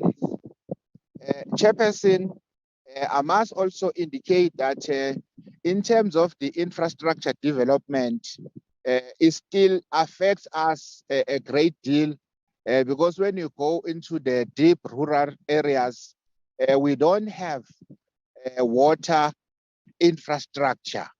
We are still working on that as a long-term vision and a project, and we have projects that are currently underway trying to deal with that backlog, whilst also we're working on the long-term project to address the issues of water. Then we have the short to medium term interventions like drilling of boreholes as well as protecting of springs, because we no longer rely on distributing or taking water to our people via water tankers, because the premier is very clear on that municipalities should not rely on water tankers. So because we know that women are the one who are mostly affected in terms of water, so hence we are then working on drilling these boreholes throughout the district, trying to augment and come with that as a short-term intervention to have that water closer to them. So, but we appreciate then the support that we're also getting from the Premier's office and COGTA to try and fast track and address those issues that we are faced with in our district. Chairperson, I must also indicate that USALGA is playing a huge role in terms of capacitating, ensuring that our councillors, they know what is expected of them in terms of training, working with COGTA, because you'll find sometimes it's very difficult in the very vast and the rural wards to have them having access to some of these services. Then by going down then it makes it easier for them to have services closer to them. Another issue that also affects our people in the district is the energy, ESCOM. So quite a number of projects in our districts are underway, but sometimes it takes very long for ESCOM to energize. If production boreholes have been drilled, then we'll wait sometimes 3 to 6 months or more, waiting for ESCOM to assist us in energizing those boreholes. Having invested a lot of resources in drilling and equipping that infrastructure. And that issue has been also raised with the province to try and assist us in terms of pushing ESCOM to fast track the energizing of those production boreholes that have been drilled already. Chairperson, I must indicate that working with the Speaker of the district, she is championing all issues that relates to women in our district, working with the chairperson of the portfolio, who is the deputy mayor in our district, to work on issues that affects women in our district. I think, Chairperson, those will be our contributions in terms of what we are doing and challenges that we are faced with, and we are still trying our level best. But the most challenging issue that we are faced with as a district is the issue of funding. Having had programs and campaigns, but we still lack a budget. We don't have sufficient budget to fund these programs and campaigns that we have. Since our municipality is currently under Section 139, one of the issues that made us to be on Section 139 is the issue of the revenue. Since the majority of our people, they are unable to pay for the service that we are rendering, and it then cripples us as a municipality to fast track the service and to accommodate all programs and plans that we have to ensure that we are able to then fast track the service to our people. Thank you very much, Chairperson, for the opportunity. Thank you very much, Councillor Mazibuko. We will continue with our program, and we will now give to the representative or the mayor of Zululand District Municipality. We don't have a name on the program. If you can just identify yourself.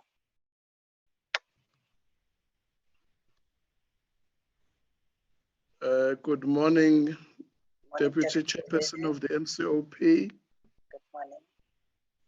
I'm not sure if I'm audible. You are indeed, Honorable Councillor.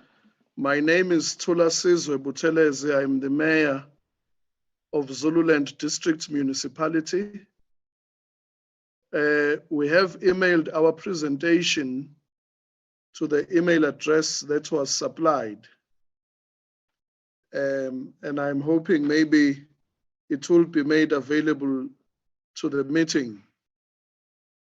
Thank you very much to the Deputy Chairperson of the NCOP, Ms. Lucas, Speaker of the KZN Legislature, Ms. Boyce, and all our distinguished guests who are part of this very important Women's Charter Review. I will not take long, Honorable Deputy Chairperson, because my colleagues, the Mayor of Umzinyathi, Alderman Ngubane, and the Mayor of Utugela have really covered the basic issues which one would also want to raise, except to say that I was very touched by the presentation of the Financial and Fiscal Commission, which speaks about gender budgeting. because I think that is a challenge which we as municipalities should adopt when we do our own budgets, to do the issue of gender budgeting. Zululand is a rural district municipality in the northern part of KwaZulu-Natal, comprising of 5 municipalities, which is Ulundi, Nongoma, Pongolo, Edumbe, and Abaqulusi. And my presentation would focus on 3 areas as it relates to how Zululand District Municipality is impacting and empowering women within the district. 1 will speak to the employment of women within the Zululand District Municipality. The second aspect would be the procurement opportunities which we have made available to women-owned businesses within the municipality. And the last issue will be the social services of which women have been the beneficiaries. If we look at the employment within our municipality, out of 1,000 employees, at least 61% are women. But where we have a challenge, which we must admit and which we should really come with solutions for, is that in the senior management, it is only 21% which are women. Therefore, the municipality has adopted an equity plan which will identify and fast-track women who are to be placed in senior management positions. They are there, they do have the qualifications, but it is a challenge which we remain with.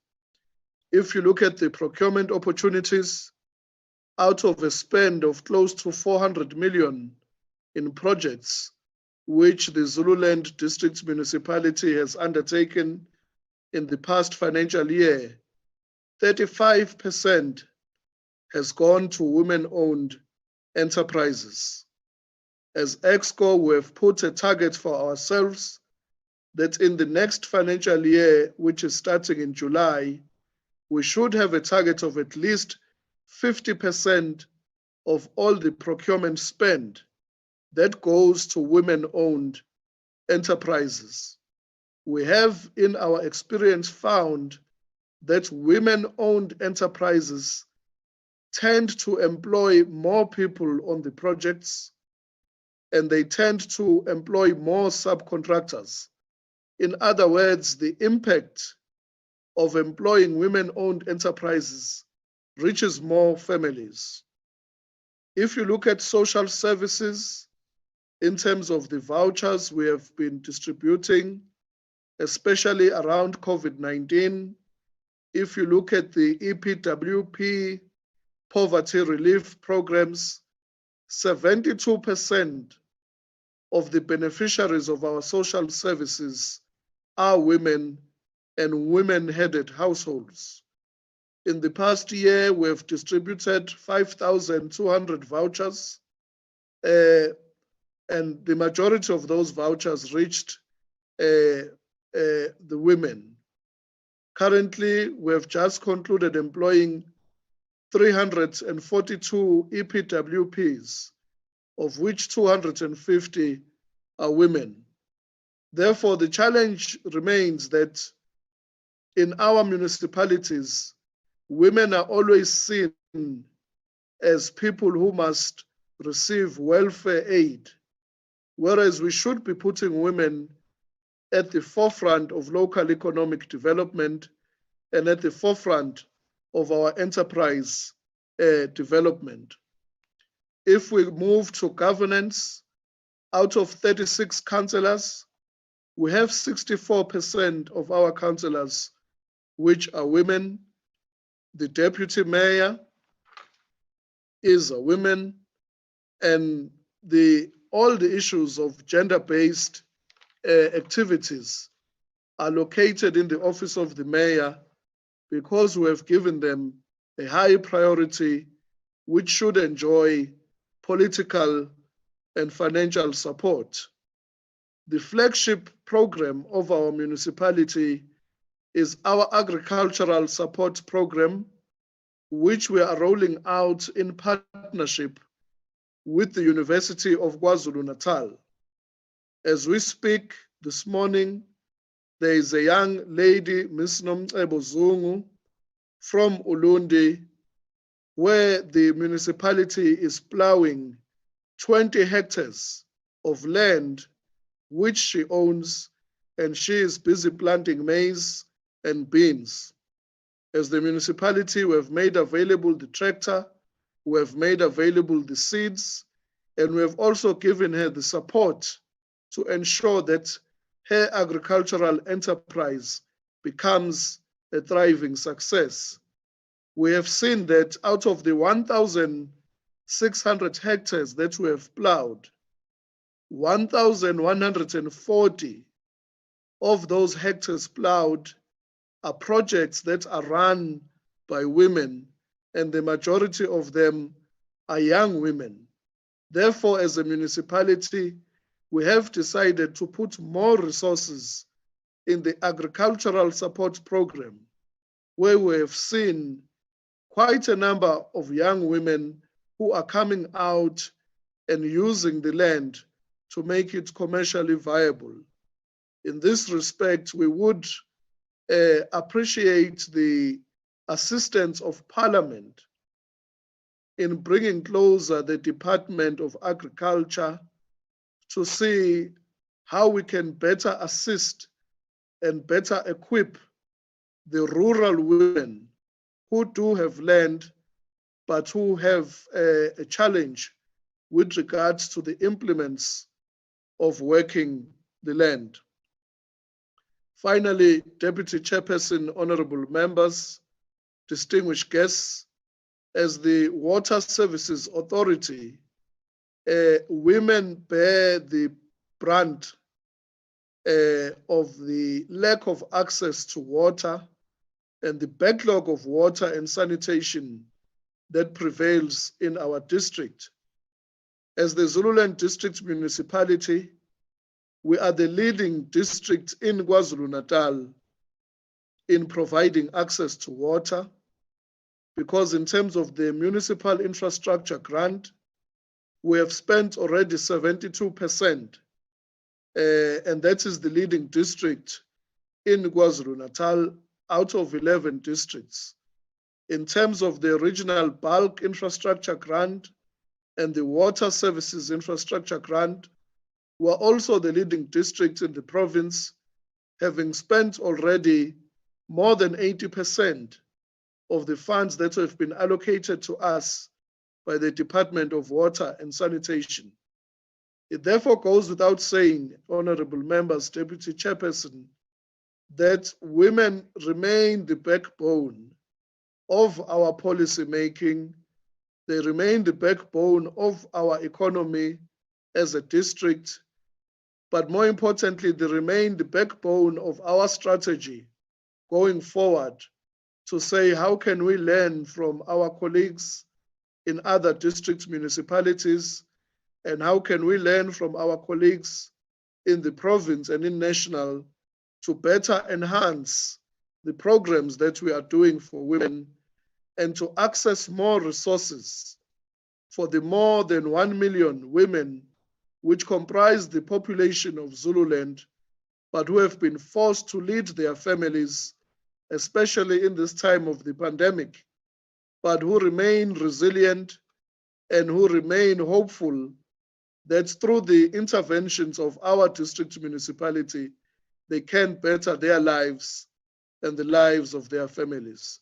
Thank you very much, Deputy Chairperson. Thank you very much, Honorable Buthelezi. We will continue with our program, and we will ask the Mayor of Ukanyakuda District Municipality to present to us on the district perspective. Ukanyakuda. Can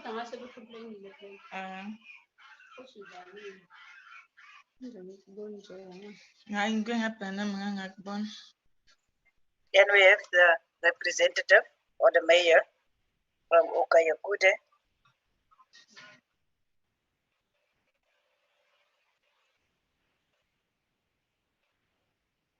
Can Sebo? Do we have someone from their district? Deputy Chair, I have just been advised that it's only the 3 mayors for today's session. For today's session, okay. Now, we have heard before that there is an issue of connectivity that will be posing a challenge for some of our participants, but the Premier's office will be sending a questionnaire to the other districts to make sure that we are getting the information from all of you. With that then said and done, let us also thank the presenters, the mayors of the 3 districts that actually, and ironically, all of them were men that came to the fore to make sure that they present our case, and we are really impressed with the kind of compassion that we have observed from them. So there is an opportunity for participants to engage with all the presentations. We will have it now. We will give about 20 to 30 minutes if possible. So we will be giving an opportunity. You can indicate, and then we will continue with the discussion. Use the reactions and raise your hand function, and we will take it from there.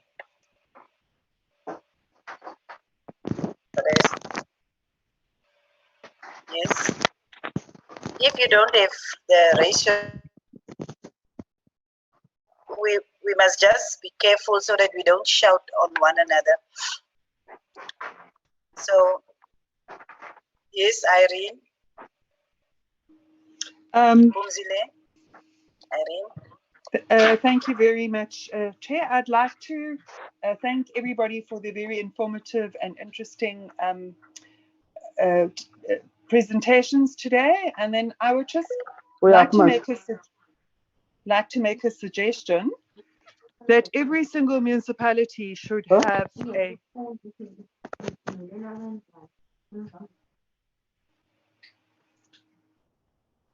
Please, can we just respect one another? If you are not speaking, please mute. You may continue, Irene. If you can open your video, that is for the broadcast, we will appreciate that. Okay. Okay, sorry, that every single municipality has a sexual discrimination policy. I've just been doing a course, and I used a lot of municipalities' websites, and some have, but most don't. And I know for a fact that I wrote to RMM and asked for that. I think it's a really, really, really important policy to have, and it shouldn't even be we should have it, it should be a law that we have it. Thank you. Thank you very much. We'll Pumzile and Lovo.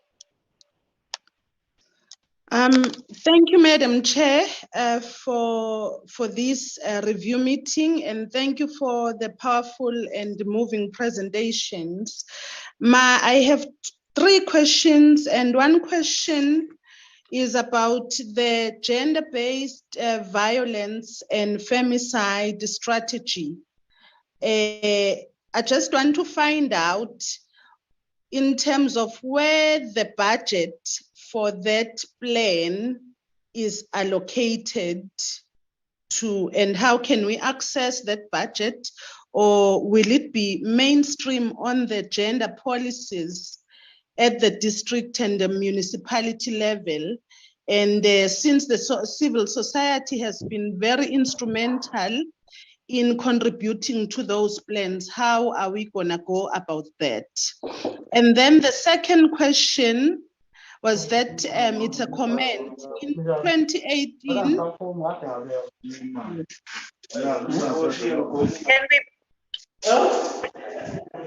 Can we please mute MK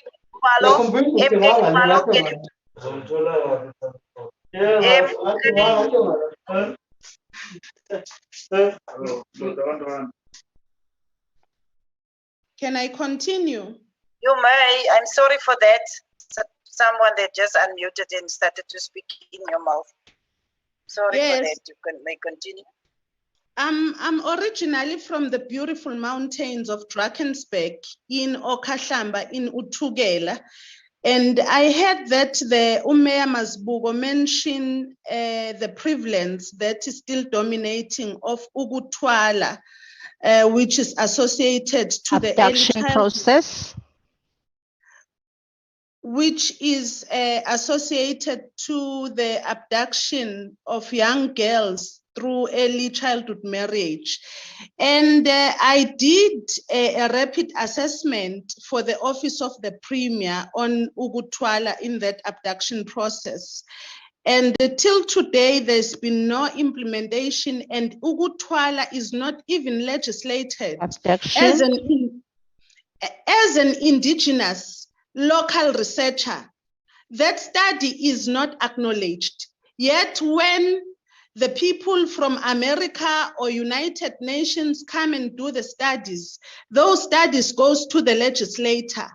And as a local young researcher, those studies are not acknowledged and they are not well implemented. It was only Premier Willis Mchunu who tabled at Ward 2 in Ingoba. But when it comes to the implementation, no one engaged us and there is no budget allocation for that. Thank you so much. Thank you, Phumzile. Matapelo Siwisa. Thank you, Chair.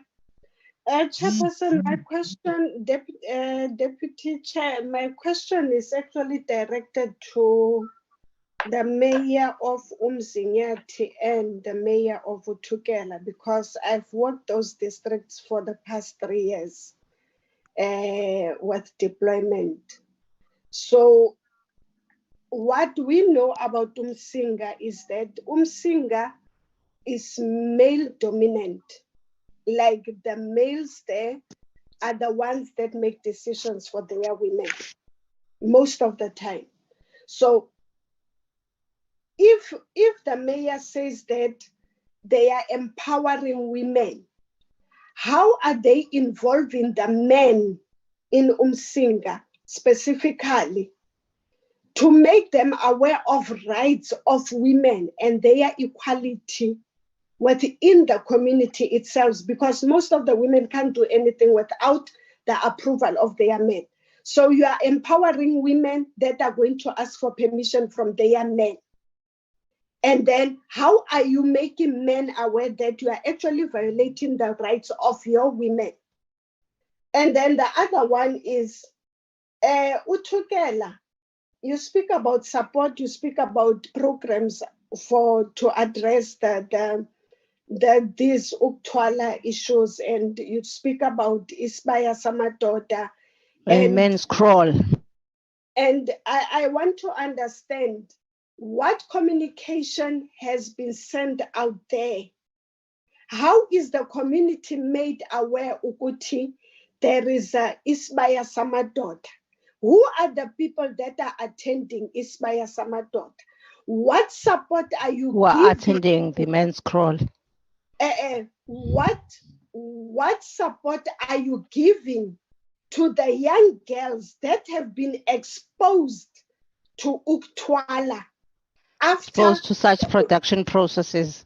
How are you ensuring by giving support? What do you do as a municipality when you get a case as such that comes to your attention? What intervention are you doing? Because you can speak about programs, but if you are not hands-on, you can speak about imbizo, you can speak about everything. But if you don't have proper intervention to deal with these issues, then it's going to be a crisis. Because we can sit there. Thank you, Matapelo. If you wrap up, thank you. Can you wrap up? Can you wrap up? Yeah, thank you, Chair. Those were my only two concerns. Thank you very much. We will go to SA2 Nkaula. SA2 Nkaula. Nkaule. So, thank you. Am I audible? Yes, you are. All Yes, right. you are. Continue. If you can open your. Yes, I have. Thank you for taking my question, Chair, and greetings to everyone with all protocol being observed. My question is actually directed towards the protection of women in public spaces, specifically with regards to sexual harassment, and maybe we could name it as public nuisance. I'm from the Greater KZN Municipality, the gender officer there, and I was just looking into our policies to look into how the municipality works to protect women in such instances from being violated or discriminated against when they're in public spaces.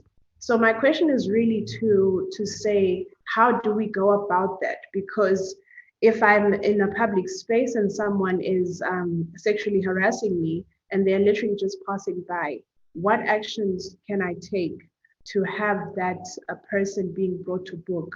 So that's really my question, and I think it's something that we should focus on because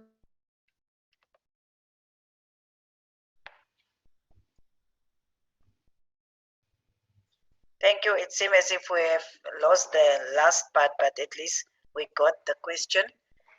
There is Nonka Mbonambi.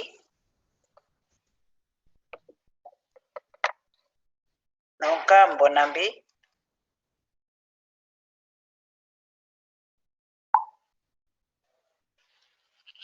If Nonka is not there, can we have Matlopa?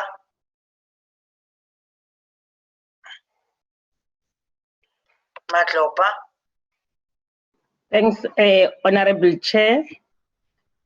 Greetings to all the members present here from the legislature, our Speaker, the Deputy Speaker of the National Assembly, the mayors that are present here in our discussion, together with all the stakeholders that has been invited to be part of us. Honorable Chair, we appreciate the presentations and the work that we are doing, in particular to try and review this women's charter.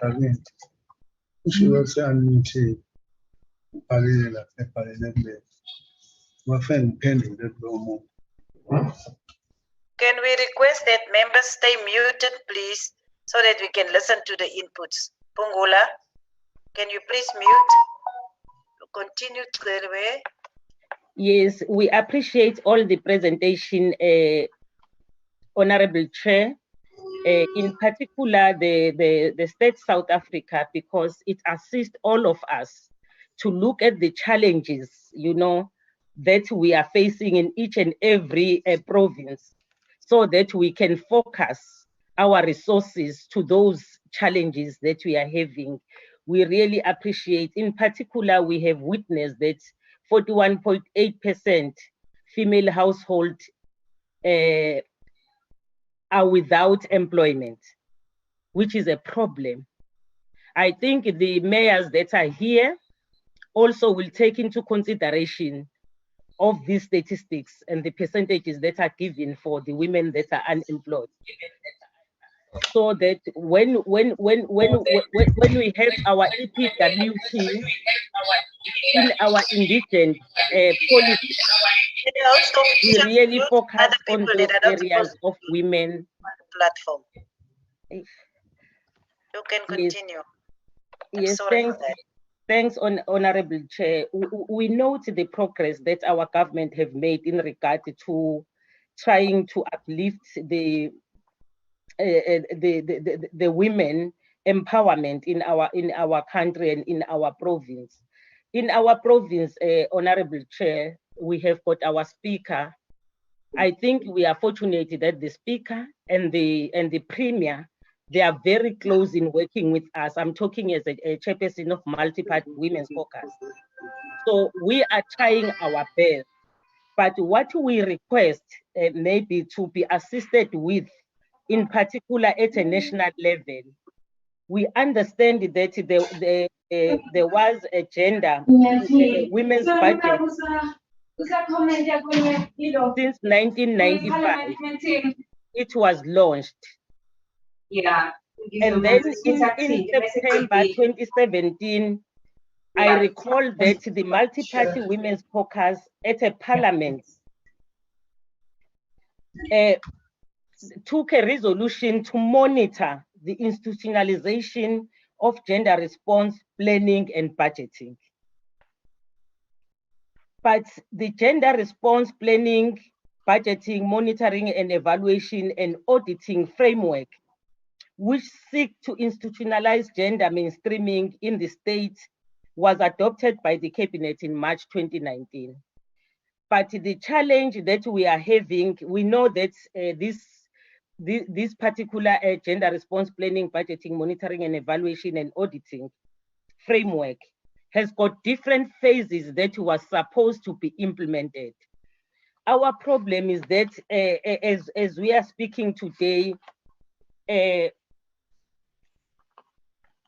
as we are starting today, we request that there must be full rollout of gender response planning, budgeting, monitoring and evaluation and auditing, capacity building in different municipalities, as well as in the legislatures, so that we are in a position to really understand what is it that is entailed by this particular a model that was proposed by women, to say that we need to have it. Because if we can do everything, if it will depend, our speaker, when he was welcoming us, she indicated that we are going to partner with those progressive men in order to implement or to emancipate our women. But if there is no a framework that is being approved, it will be a problem, because it will depend to those people that are conscious of gender equality will implement this framework, and the others are not going to implement it. We regulations on gender to be issued by the Treasury, and National Treasury needs to develop an overall fiscal framework. So in the ages, when we do our oversight in regard to gender response budgeting, we don't only talk about gender response budgeting, because to budget without planning, it will be difficult to just, distribute the budget without planning. So it must be integrated. I think Treasury should include the framework across the budget cycle, so that everybody must understand that it's mandatory that they implement that model that was proposed by the Multi-Party Women's Caucus. Because in the provinces, if we don't have that framework by the National Treasury, it's difficult, because we'll come with our own and then they come with their own, maybe it will be different. But we are going to push as Multi-Party Women's Caucus on this thing, that it must be implemented by the departments. Fortunately, we've got our speaker that is supporting us. We have got the premier that is also supporting us going forward. We think that it will be important. And also the indicators in the programs, maybe in the performance of the HODs, as well as the municipal managers. I think if it can be part, after it has been institutionalized as a framework, and also the Treasury to come up with the regulations, so that this thing can be taken serious. It must not be the thing that one will do and the other one will not do. And I think we'll ensure that we follow up, we monitor this thing that is being institutionalized.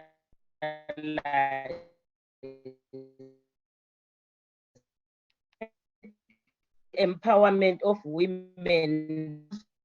We are talking about for us to realize women's rights for an equal so to really institutionalize this model, because it will assist us for all the accounting officers to really implement it and know that it is part of their performance agreement, and put it as part of their indicators to be achieved when they are planning. To the mayors that has presented here today, Honorable Chairperson, we really appreciate the work that they have done. It is important that they are doing this work, but I will have a plea. Maybe if we come again, maybe and assess what has been presented today, to really understand, because to talk about the employment, I will talk about the issue of COVID-19.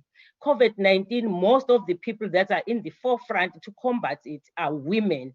But when it comes to policy making, they are nowhere to be found. When it comes to the senior position, they are nowhere to be found. I can make an example with the scientists that has been presenting this thing of COVID-19. They were males. Only one woman was there. So it shows that it's still a challenge for us to have gender equality. As I learned, Honorable Chair, we request that the municipalities, when they are coming to give us a report, they must come up and indicate at what level are the women employed. I know that one of our mayors indicated that women are 61%, but also indicated that in senior position, they are still found wanting. So we would want them when they come, because there is employment equity at plan that they are supposed to implement, because it means that they are breaching the law if they don't have employment equity plan in their municipalities. That's why we have got those gaps that they are having in the senior management. They must report on the levels that women are in the employment. Also on the procurement, they must indicate according to the budget to say what is the percentage of budget that goes to women if we are saying that we are serious about empowering women around the issue of procurement, because they can be employed. And you'll find that millions of budget goes to men, and there is not, maybe it's 10% that goes to women. We'll want them to when they report to us, to indicate that to this budget that we are having for procurement, this is so much that has been spent to women, so that we are sure that we are really breaching that gap that we are talking about. Thank you very much, Honorable. Thank you very much, Honorable Chairperson, for the opportunity, as well as the good work that we are doing at a national level, together with the Deputy Speaker, Honorable Elitisa. Thank you. Thank you very much, Honorable Member. I allowed you because you said you are the chairperson of the Multi-Party Women's Caucus. I'm just saying it so that people should not say I favored you. We have asked for Nonka Mbonambi, of which we still don't find her. And then Slinle, Honorable Tuli, I will give you after I've given Tembine. So can we now give to the hand that is raised as Tembi GM? Good morning, Chairperson. My name is Tembi. Chairperson, I'm just having two questions. That's how I'll need the assistance. The previous speakers. You can open the video. If you can open the video. Okay, no problem. I'll open my video. Please. I'm trying. Okay, but there's the system that I'm working with, that said is not, my computer is not empowered to open the video. I'm so sorry about that. Okay. I'm sorry about no that, problem. yes. All right. Okay. Chairperson, the previous speaker, Mama Madlopa, has touched the thing that is that's I'm passionate with, the EE plan, the EE plan.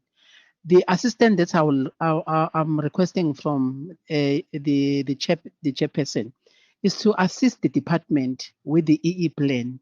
You know, I'm coming from the department side.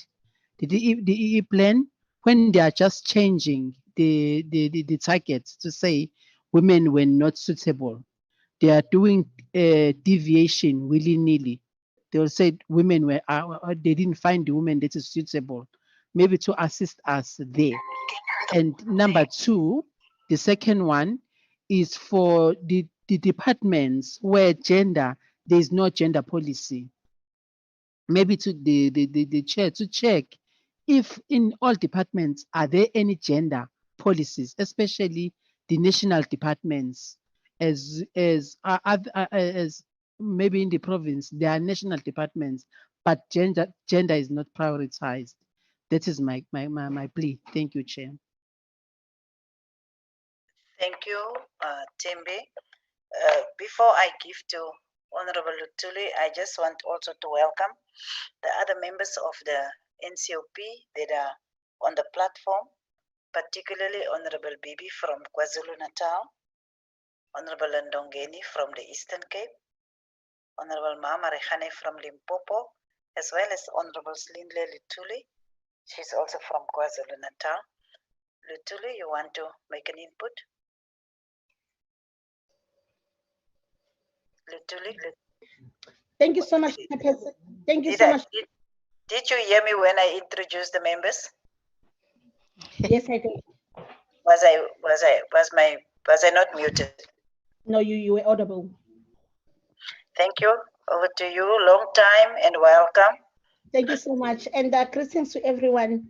I'm not trying to repeat what Honorable Matapelo was saying, Honorable Siwisa, but from my understanding, especially to Umzinyati district, from my understanding, the women are not invited or involved in this Isibaya Samadoda meetings. So my question is, how does the municipality make sure that the women's voice is heard or is taken into consideration in their meeting? And also, do they invite Amakosi and Izinduna into their meetings, because they still play a huge role in how the communities is being monitored? So those are my questions around that. And also, I would suggest that if they have these meetings, at least they have one representative from the women's side, so that they can hear what do we go through every day, so that they can assist in making sure that the women are protected at all lengths. Thank you so much.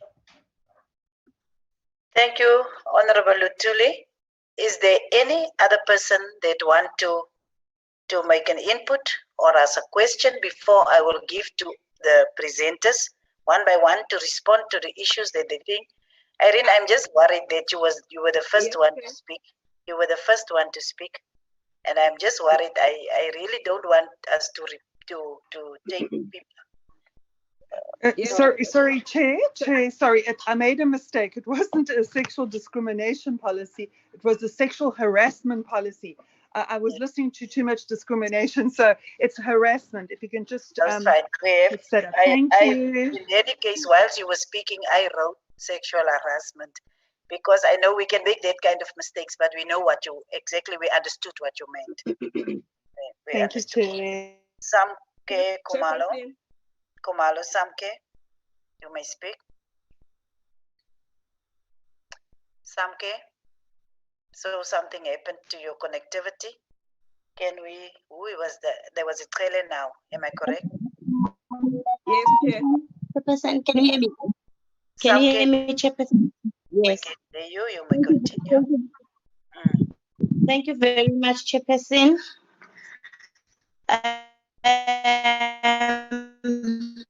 My name is Samgele Kumaludla. I work in the office of the Premier Officer in the Status of Women. We are very excited to have this session today, and maybe I don't want to repeat what everyone has said, but I wanted to touch on the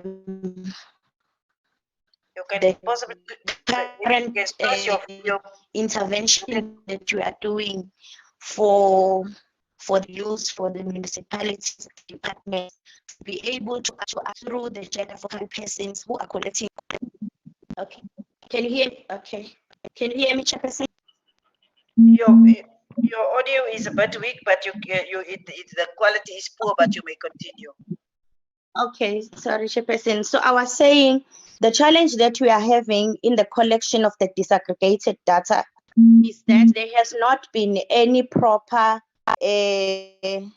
consultation or a proper engagement in the planning of ensuring that whatever information we are looking at to collect, to be able to see the impact that is being done through the services, the rendering of services like services for water, how many women are accessing water in the rural areas, how many women have electricity connected in their houses, how many women are benefiting from the procurement and all of that.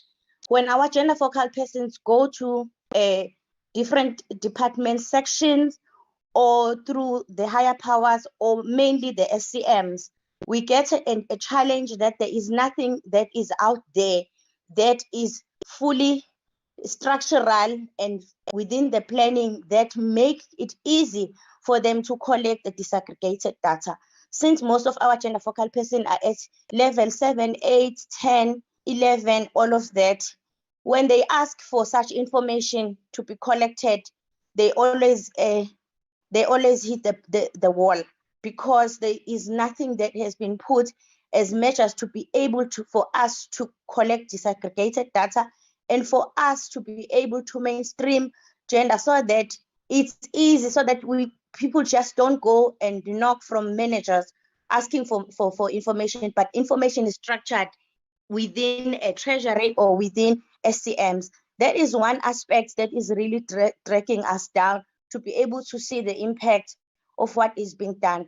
If you are a gender focal person, you can't just knock in the municipality and ask how many women have been who have gotten assistance with the basic services like water or electricity. They will tell you where is it coming from, and they will tell you long stories. So when we collect these reports, we are told to knock to 4 or 5 people within one department or one municipality to get that information. And that is, I think, a generic problem for most of the gender focal persons across the country that we are finding when we are doing disaggregated data. And request through this platform that something is formalized and be able to assist us to get that information. Thank you. Thank you very much. A very important point, because one of the issues that we try also to determine is how functional our gender machinery is within the country. So the issue of cooperation and coordination is a very important issue. So I think the issue that you raised really become very crucial for all of us. So let me then express my appreciation for the very interactive session that we just had now. We will request the presenters, and I think we will start. So yes, Pumzile. Thank you. Yes, just speak. You don't have to shout. Just speak. Thank you, Chairperson. Speak.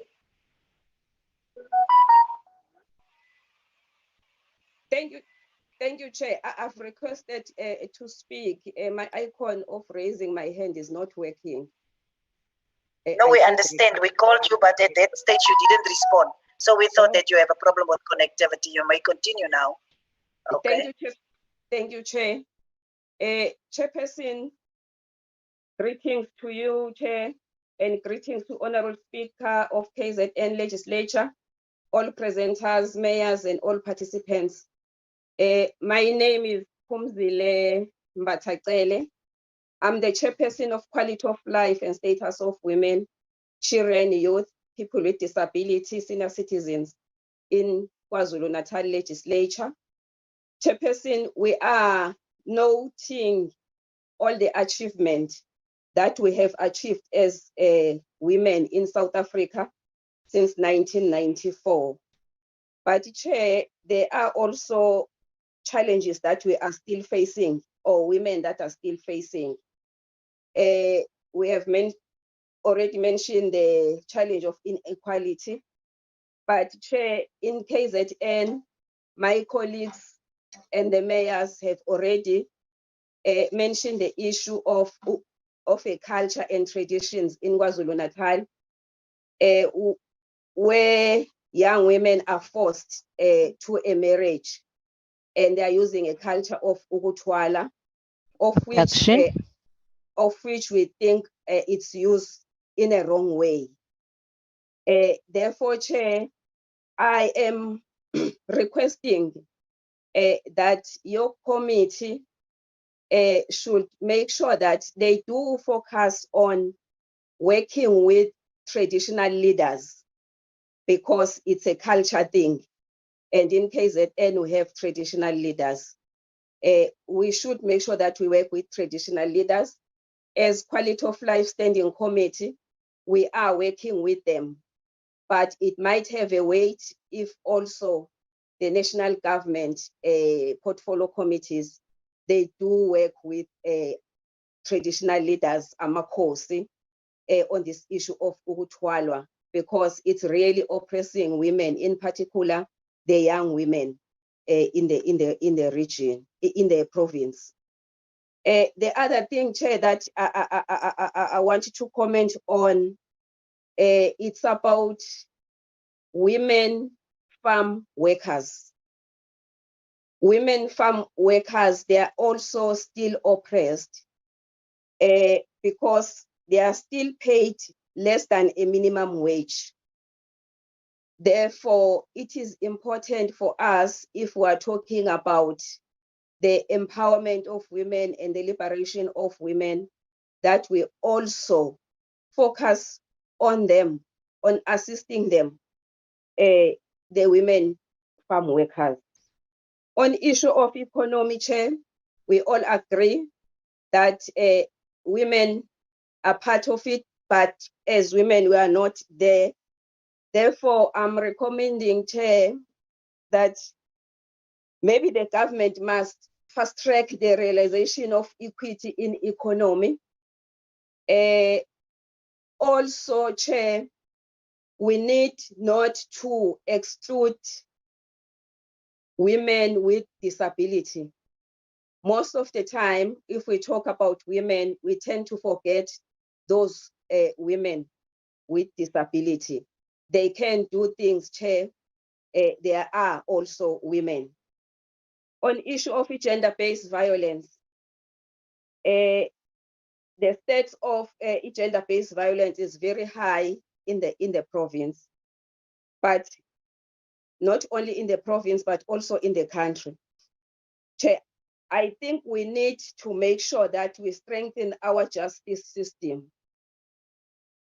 We need to make sure maybe that in a forefront, women are there, because they do understand what does it mean to be raped, what does it mean to be abused if you are a woman. We also need to have programs that will change mindset of men. But now I think we need to focus more on boys and girls, because in isiZulu thina we are saying libunjwa liseva. Yeah, people are being pruned while they are still very young, very young. Boys must learn to respect girls before they become a man. And also, Chair, lastly, I'm suggesting that in this issue of gender-based violence, or in whatever we are discussing as we are crying about the culture and tradition, maybe we need also to invite traditional leaders to be part of presenters or to be in a panel, so that they will give proper explanation and they will understand that as women, we are not happy about some of the culture and traditions that they are applying. Also, the religious leaders, we need them to be part of that meeting that we are having. Chairperson, thank you very much. Thank you, Honorable Pele. There is still Nonka Mbonambi. We've been calling you. I hope your connectivity will hold this time. Nonka.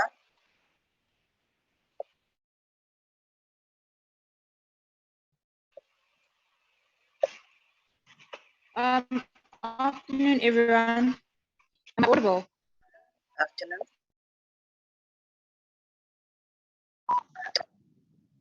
Can you hear me? We hear you. I was wondering if you guys are on the Q&A cards or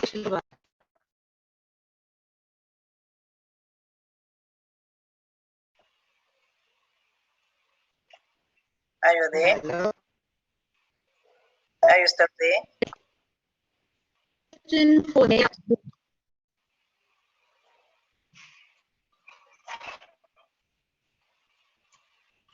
It seems as if you have a problem with your connectivity.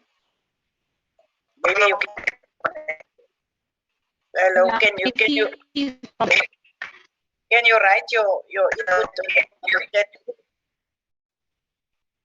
Nonka, write your input on the chat group. We will get it from there. Please, so that we may continue. So, whilst we are hoping to get something from her, can we just then start with SSA if there is anything that you think you need to respond on, and we'll take it in that form from all the presenters. If there is anything that you think you need to respond to, you may. The speaker and other members, you are allowed. Neil? I don't think so, ma'am. Nothing from my side. Is it okay? Sis Namasonto? Commissioner Mazibuko? Try to unmute. Yes, I'm unmuting. Thank you very much, Deputy Chair. I think with me, I would like us to say the municipalities that we looked into today are highly rural.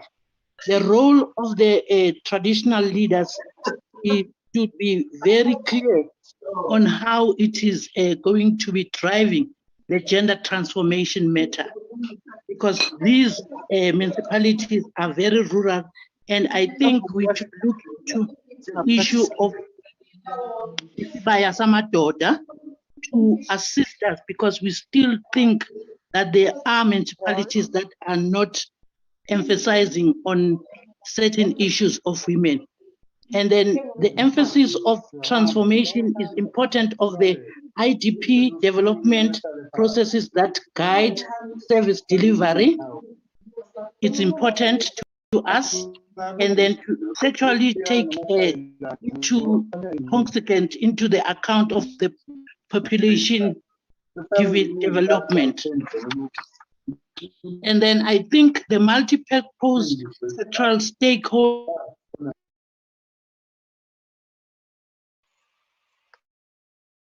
Please unmute, Commissioner. We have been muted again. Please unmute. Where did you leave me? I think, should I start afresh?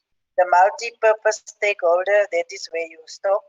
Yes, the multi-purpose holders constituency, which should include the business, that should go to the Premier's office at the OSW, because it is very silent about how to assist businesses of women, specifically after COVID. And then the last one is to take into consideration, to emphasize that the process of service delivery must be looked into. But the Deputy Chair, I think I will send them in a written form so that it is attached to my presentation. Those are the points that I think we should look into from the Commission of Gender Equality. Thank you, Commissioner Mazibuko. Nomonde, Commissioner Rockman, anything from FFC? Thank you, Chairperson. I think the session has been very informative, especially the input from the municipalities.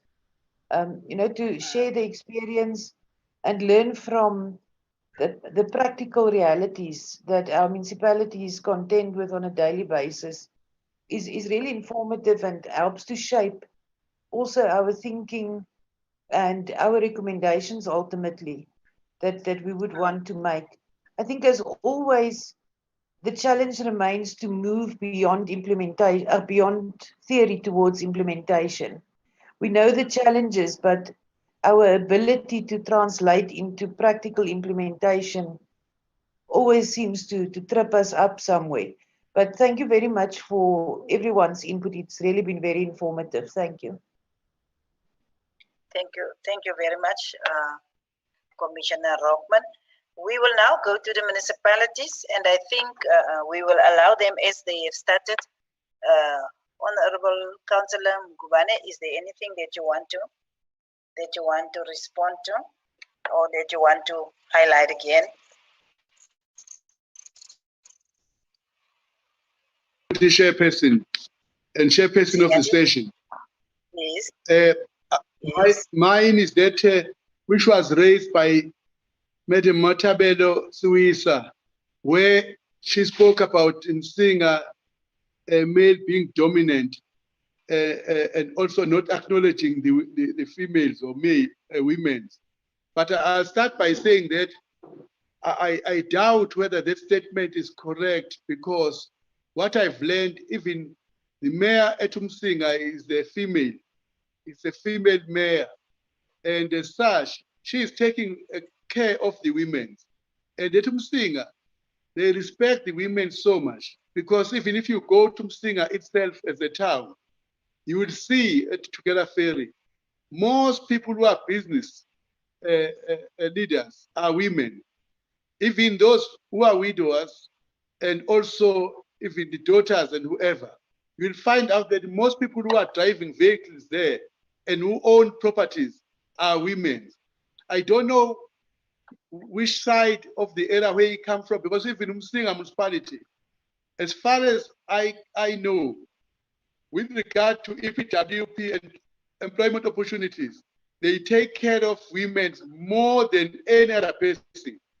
So I'll have to maybe make a follow-up and check on this one. But as far as I know, I can tell you, within Umzinyati, we have got one mayor who is a female, and that is Mayor Mamtetwa Ngobo, who is very sensitive to women. Even at the district, because she serves at the district, she always reminds us about women. And I therefore would like to, not to, in fact, to be happy with the statement, because even at the district, I must commend that at this district municipality, the issues of affirmative action, the issues of employment equity, all the departments that I know of are led by the female. District directors are mainly female. You go to social development, you go to health, the acting manager there, district manager, is a female, Mrs. Mbad. And they are accurate, and they are free to speak, and they make good presentations. I can tell you from my background from KwaZulu-Natal that it might happen that few people or individuals might not acknowledge the fact and contribution of the women. But I can tell you, you go wherever, women are given a lead. With those few words, Honorable Deputy Chairperson, I thank you. I think all the people were relevant to the point, and they sensitize the issues that we need to take care of. Of course, not enough has been done. But as far as we are concerned from KZN, I can tell you from the previous government from this government of a government under liberation, taking from the elsewhere KwaZulu government, women are given a space. Even if the Nkosi passed on, the female, the mother of the Nkosi, is given charge to lead and stand for his son.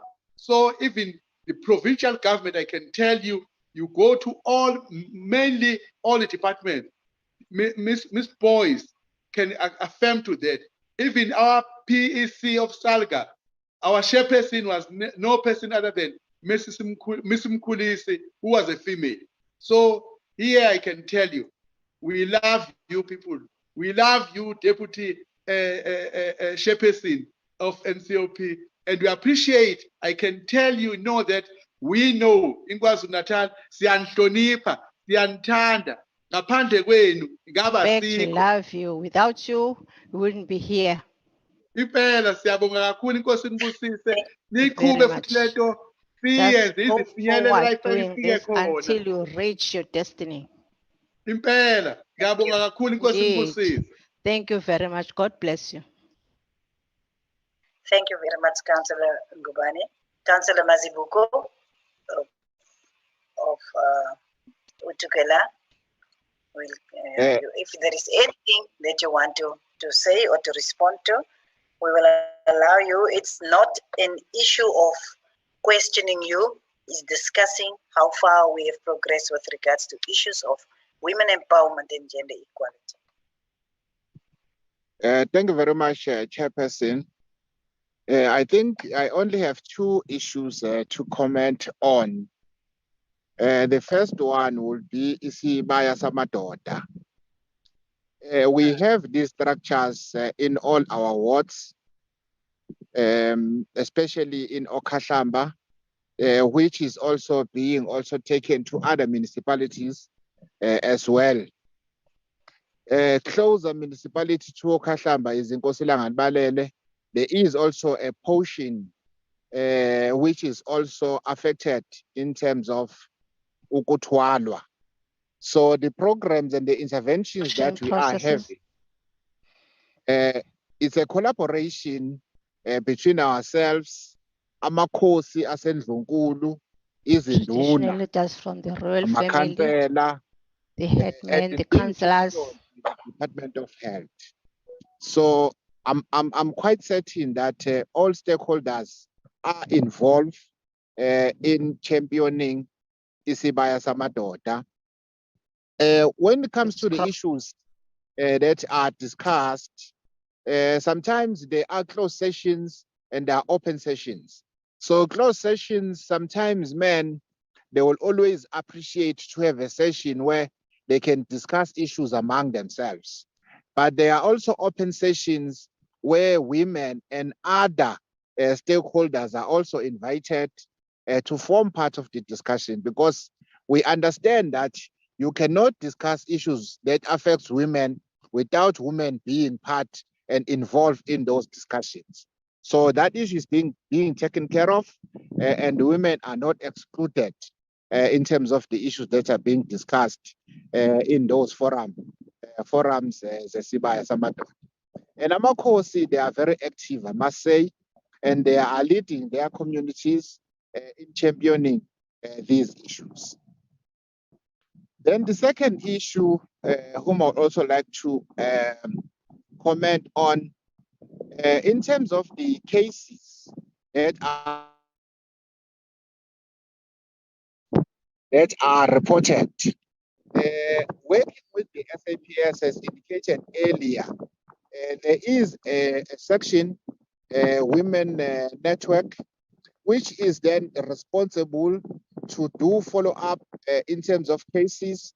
And we have agreed, working with the MEC deployed, sometimes it's very difficult for women to go to the police station and report a case maybe to a male police.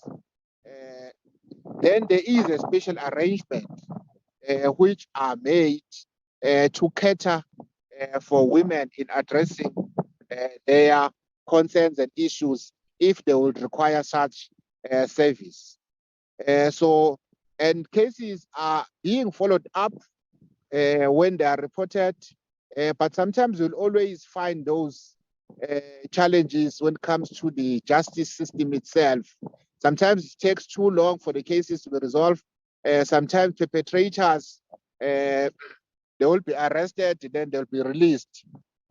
So it's one of those issues whom I think I'll wish to concur with Omar Madlope to say we still need to also work around the issues of the criminal justice system in our district.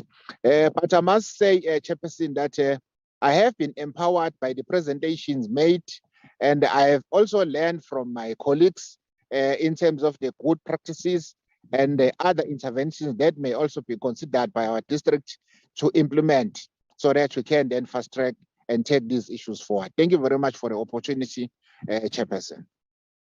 Thank you very much, Honorable Mazibuko. We will now give to Honorable Buthelezi if there is anything that you feel that you need to input on. Thank you very much, Honorable Chairperson, and for the inputs of our colleagues who have raised questions and made comments. Also, the responses from my colleague, the Mayor of Uthugela and the Mayor of Umzinyati. It's really to say one takes note of the suggestions which can better enhance our ability to empower women where we are. But one of the speakers did say the municipalities that presented today are largely rural, and that comes with its own challenges. All the interventions, which are very good, which have been proposed by, among others, Honorable Madlopa, coming through, and Pumzile and Ndlovu of the GBV and Femicide strategy, also the issue of the sexual harassment policy coming from Irene. The policy, one takes note, and we would really want to immediately move on that. But bearing in mind that other issues do require resources, and as rural municipalities, our primary focus is on service delivery. And therefore, all the other strategies, such as the issues of making sure we have GPV programs and all the other issues, we welcome them, and we will try to incorporate them into what we are doing currently.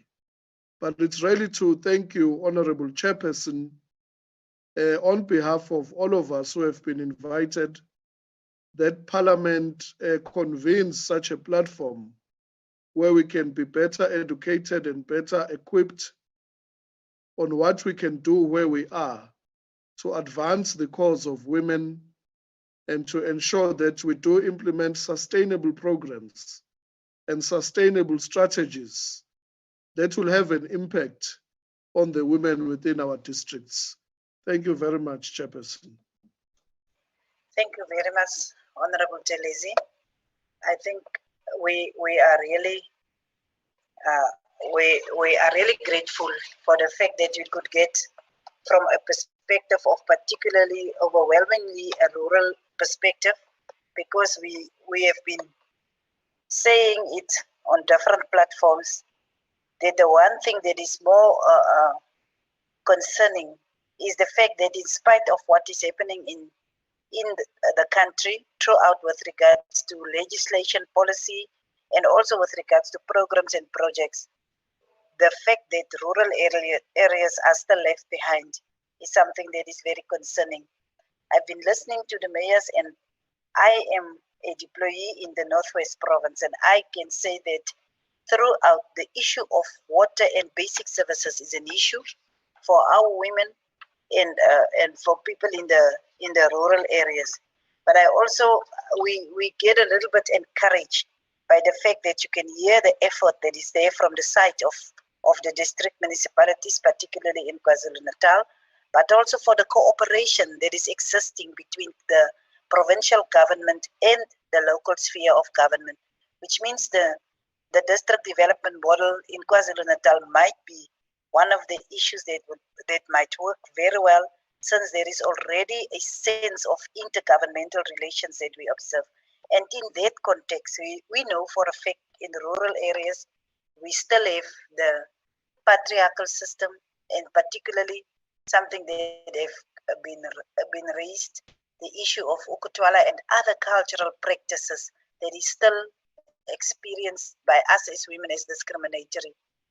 And I think we have really learned a lot. We have had a lot of information, and what we need to do and what we ought to allow in our areas is to allow the issue of gender programs and the issue of information spread, to make sure that we have real data for our programs. And as part of the launching of the reviewed Women's Charter, we think we will have to make sure that we put the emphasis or the attention of government more on the issues of women in rural areas, or then not particularly women, but on the rural population. There is one issue that I think that need a response, is also that the funding for the national program or strategic plan on gender-based violence and femicide. The funding will be in the presidency, but there is a specific body that have been elected that is consisting of civil society as well as government, and civil society is the majority in that body, what they call the council, that is there. And I think they will be the ones that will be having oversight over that specific resources. But what we really want to is to pray that everyone will be able to get access to that funding, to get access to that resources, so that we can make sure that we really begin to conquer the fight against gender-based violence and femicide. But also there is one issue that I think municipalities need to think about it, as well as the Provincial Department of Safety, and that is the issue of protection of women in public places, because in many instances, South Africa is still this kind of country where a woman cannot be on the streets safely late at night because of the possibility of being raped, of being assaulted. That is just that South Africa still is not safe for all of us. And that is some of the issues that I just thought that was not necessarily responded to, that I just thought that I want to raise. And having said that, I will now give over to our whip from KwaZulu-Natal in the National Council of Provinces, that is the Honorable Lindiwe Bibi, to do the vote of thanks. And thank you from my side to everyone that have participated. Over to you, Honorable Bibi. Okay. Now, thank you very much, Deputy Chair, for giving me this opportunity.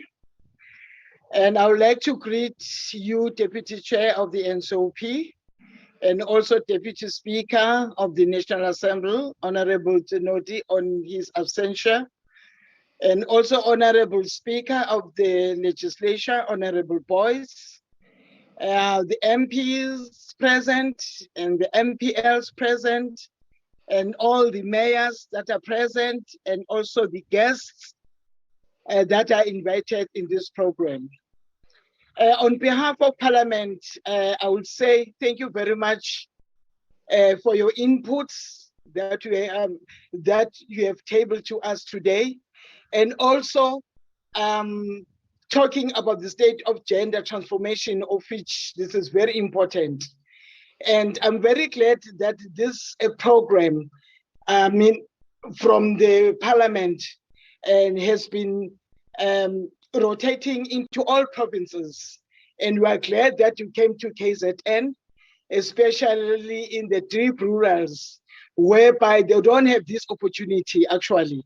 But we are glad that we have come to ensure that we hear all the voices of women and also gender stream. I will thank for the participation and also inputs of which I think we'll take it way forward, whereby we strengthened the gender stream, whereby we ensure that all women of South Africa in all provinces, they ensure that they are safe, and we ensure that we do whatever is possible for them to come up with their strong issues, whereby we as Parliament, we are going to tackle it. Thank you very much with the guests and presenters who were here. It was very informative to us. You have armed us. I've listened to your presentations, of which into our constituencies, I think we will streamline whatever is said today. Thank you very much, Deputy Chairperson, for the opportunity. Thank you. Mama, thank you very much. Mama. Thanks, Mama. Thank you very much. Thank you to everyone, to the presenters and the members. We will be proceeding with our program this afternoon at 3 to Mpumalanga Province. I just once again want to say to everyone in KwaZulu-Natal, Siamtanda, we love you, and it was very, very good to be with you. Thank you. We love you too, mother-in-law. Thank you. Bye. Mother-in-law. Thank you. Bye. Mommy, I love you. Love you, KZN. Thank you. Love you, my sister. Yeah,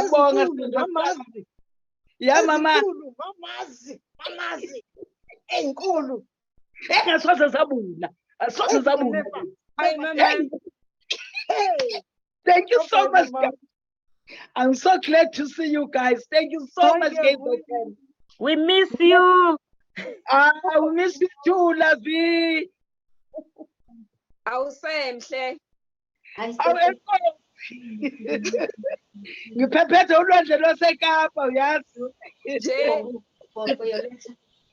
Thank you very much, guys. You made me proud. Thank you very much. Because of daughter-in-law. That's why you're beautiful. Exactly.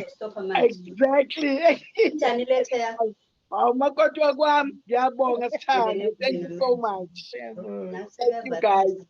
Thank you.